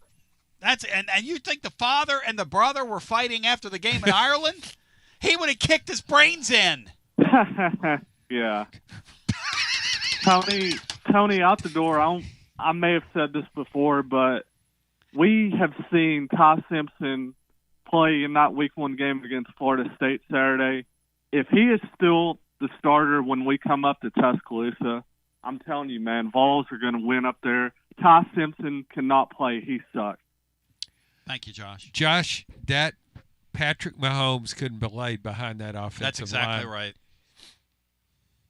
Patrick Mahomes would have gotten swallowed. Josh Allen would have said, I'll just sit this one out, Coach. Yeah. I like the play, John, when you were on with us, and he rolled out to the left. Oh, my And that linebacker, it looked like Jefferson from Fast Times at Ridgemont High, Matt, when they ripped his car apart. That big linebacker came, and I mean to tell you, he took his damn head off, Matt. Matt decapitated him right in the middle of the football field. God. Yeah, he was also not very comfortable and didn't have a lot of help, but based on, I mean, it's just one game, but with all the issues that they have, you guys talked about it earlier, they're not going to be able to keep him at quarterback because they need a lot more than just a game manager for them to come anywhere close to winning 10 games and making the playoffs. And the Russell kid's here's the other thing. You play the Russell kid, you buy yourself another year down there. It's another thing these coaches do. You like what Florida did last year. You show the fans a shiny object. If these guys are good at this now, you show the fans a shiny object, you give them something else to look at, and then you project ahead to next year. That's what Florida did. Florida's coach was. And you know what? He was on the ropes last year. Graham Mertz was a better quarterback than I thought he was. Yeah. If you'd have put Graham Mertz with a better team, he could have been really effective, I thought. But you're right. Put Graham Mertz on the field over the weekend in that Florida State game, he'd have gone to the hospital. I wonder do you think Florida State's defensive coordinator put a bounty out on Ty Simpson? Back to the phones we go. Hello and welcome in. That looked personal. I'll agree with you, John. Jeez, they didn't like him. Shoo. What's up, guys? Welcome in. You're on the air. This is Juice from Georgia. How are y'all? Hey, Juicy. Hey, man. I'm going to tell you somebody. I've been at the game Saturday. One of the guys that stood out, y'all may have talked about him earlier, just tuning in. That dude, the corner from Colorado, Hood. Yes. That guy was fearless, man. It kind of reminded me of an old Alabama, Georgia, one of them just tough-nosed defensive backs. I'm not going to lie, a couple of times it could have been pass interference, But guess what? They're allowing you to play like that these days, and they have been. I like them up in the grill, kind of being a little handsy. But that guy would come up and stick you in the run game. He's a gem. I mean, honestly. And then the Ty Redmond kid I thought was Ricky Gibson the whole time playing. He's a big kid for a freshman. Those are two real hits. For you to have a guy 8 months on your campus look like that is pretty encouraging. Now, look, SEC defenses are going to figure out a way to move him around a little bit. I mean, that's going to happen. You put a freshman on the field. And like Matt said, Redmond demands that you play him and give him a real opportunity. But you're right about Hood. From the very beginning, what we heard about him was they loved his mentality. They loved how he blended with his teammates. I think the kid was glad to get out of the Colorado circus last year, where he was only sort of in the rotation. And I think the opportunity to be more than a rotation piece here as they make a run-up to getting back the top 10 pick if and when he comes back. I think that was a really smart thing that Tennessee did. When I look at defenses now, I don't look as much as I used to at how many yards they gave up. I really don't. I look, can they pressure the quarterback to make the quarterback uncomfortable? Yeah. Can they make plays in the secondary? Those two things, to me, this is an offensive-minded era, and those things really stick out to me more than you shutting down a team statistically. And, you know, his point about Hood is a good one, John, because this speaks to things that used to frustrate me here, which is in the past we had DBs that wouldn't look back at the ball. The Vols knocked more passes down Saturday than they had in like 4 or 5 game periods in past years. They were, to your point, Juice, they were really good at getting back and looking back at the ball Saturday. It was really impressive work by them. Everybody. Looked more like a Georgia secondary. It really did. That's why he was evoking Alabama. It really did. Yeah.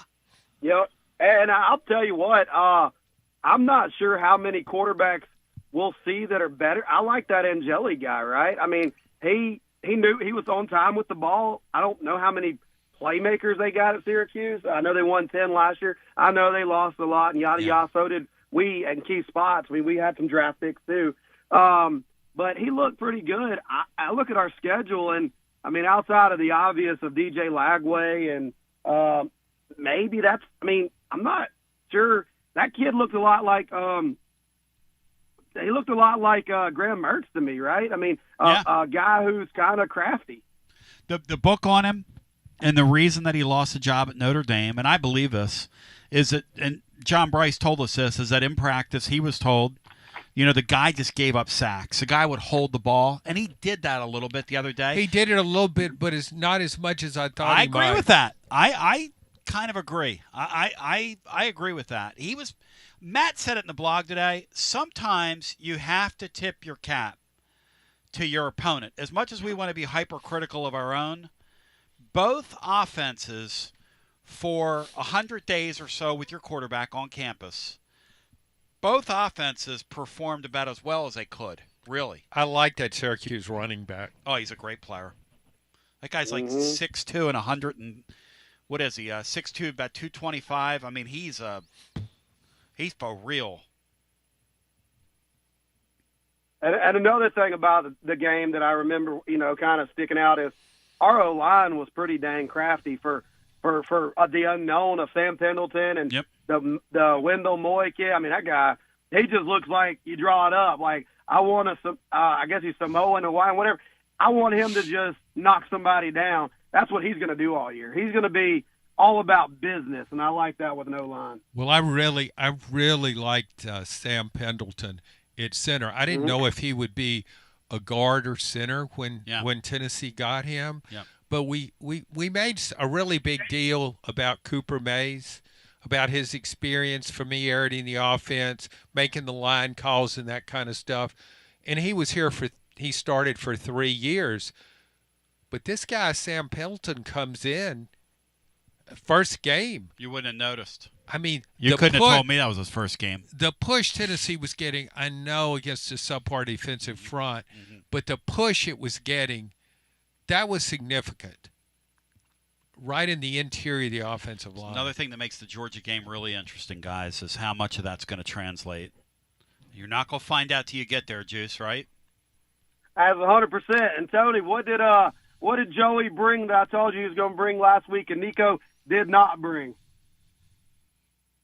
Tell me, refresh my memory. I don't even know my name right now. What did you predict on here?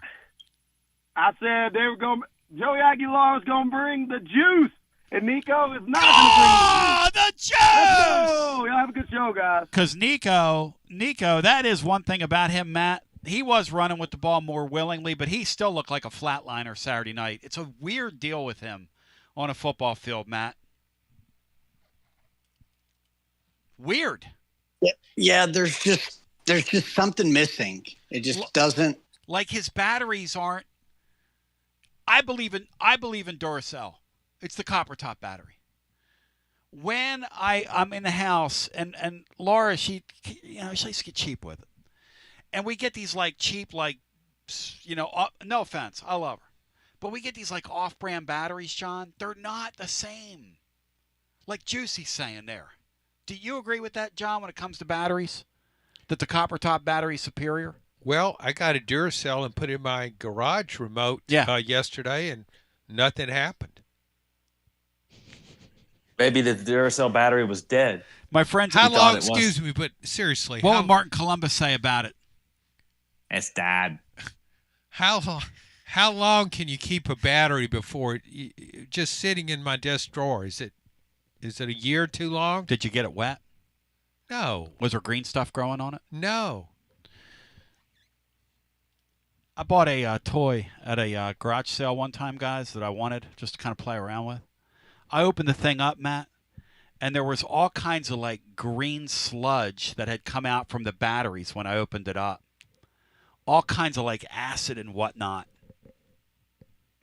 Laura's like, what are you going to do with that? I said, I'm going to fix it. She goes, you're going to like melt your hands is what you're going to do. Love you guys. That fell flat. Adams, we went off today. That fell flat. We're into our 4th hour.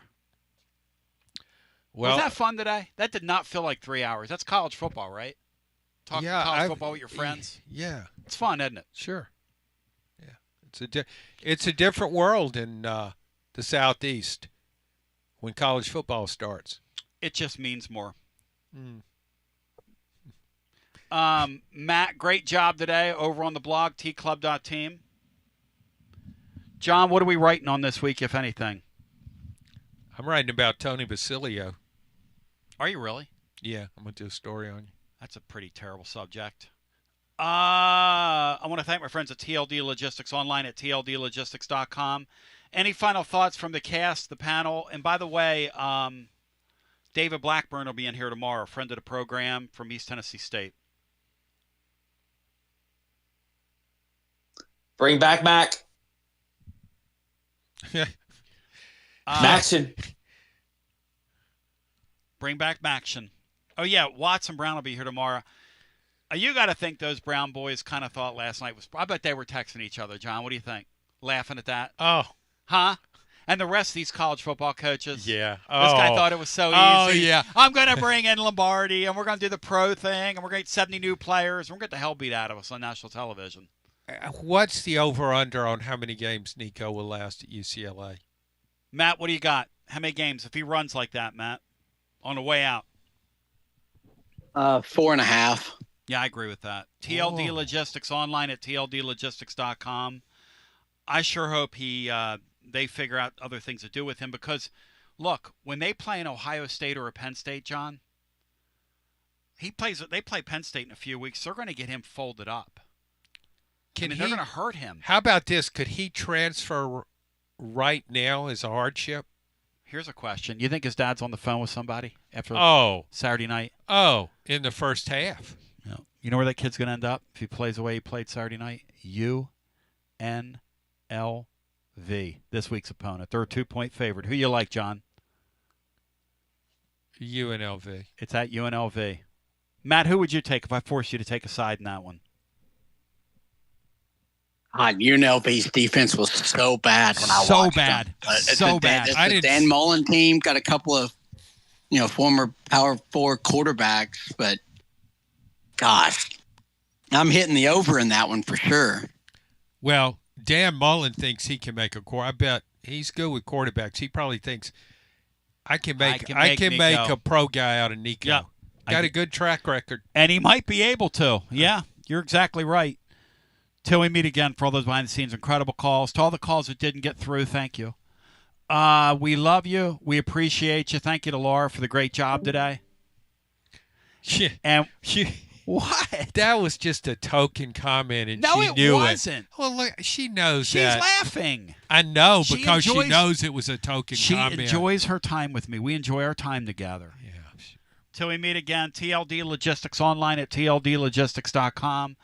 We love you. 3 hours and 15 minutes later. Who loves you, Cleveland? Little Bruce Drennan. Love you. Peace.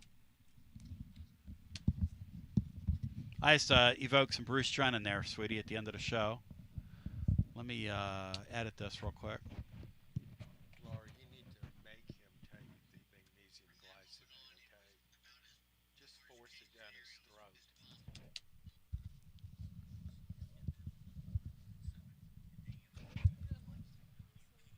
Well, I don't either. Yeah, he doesn't like to take medicine, John.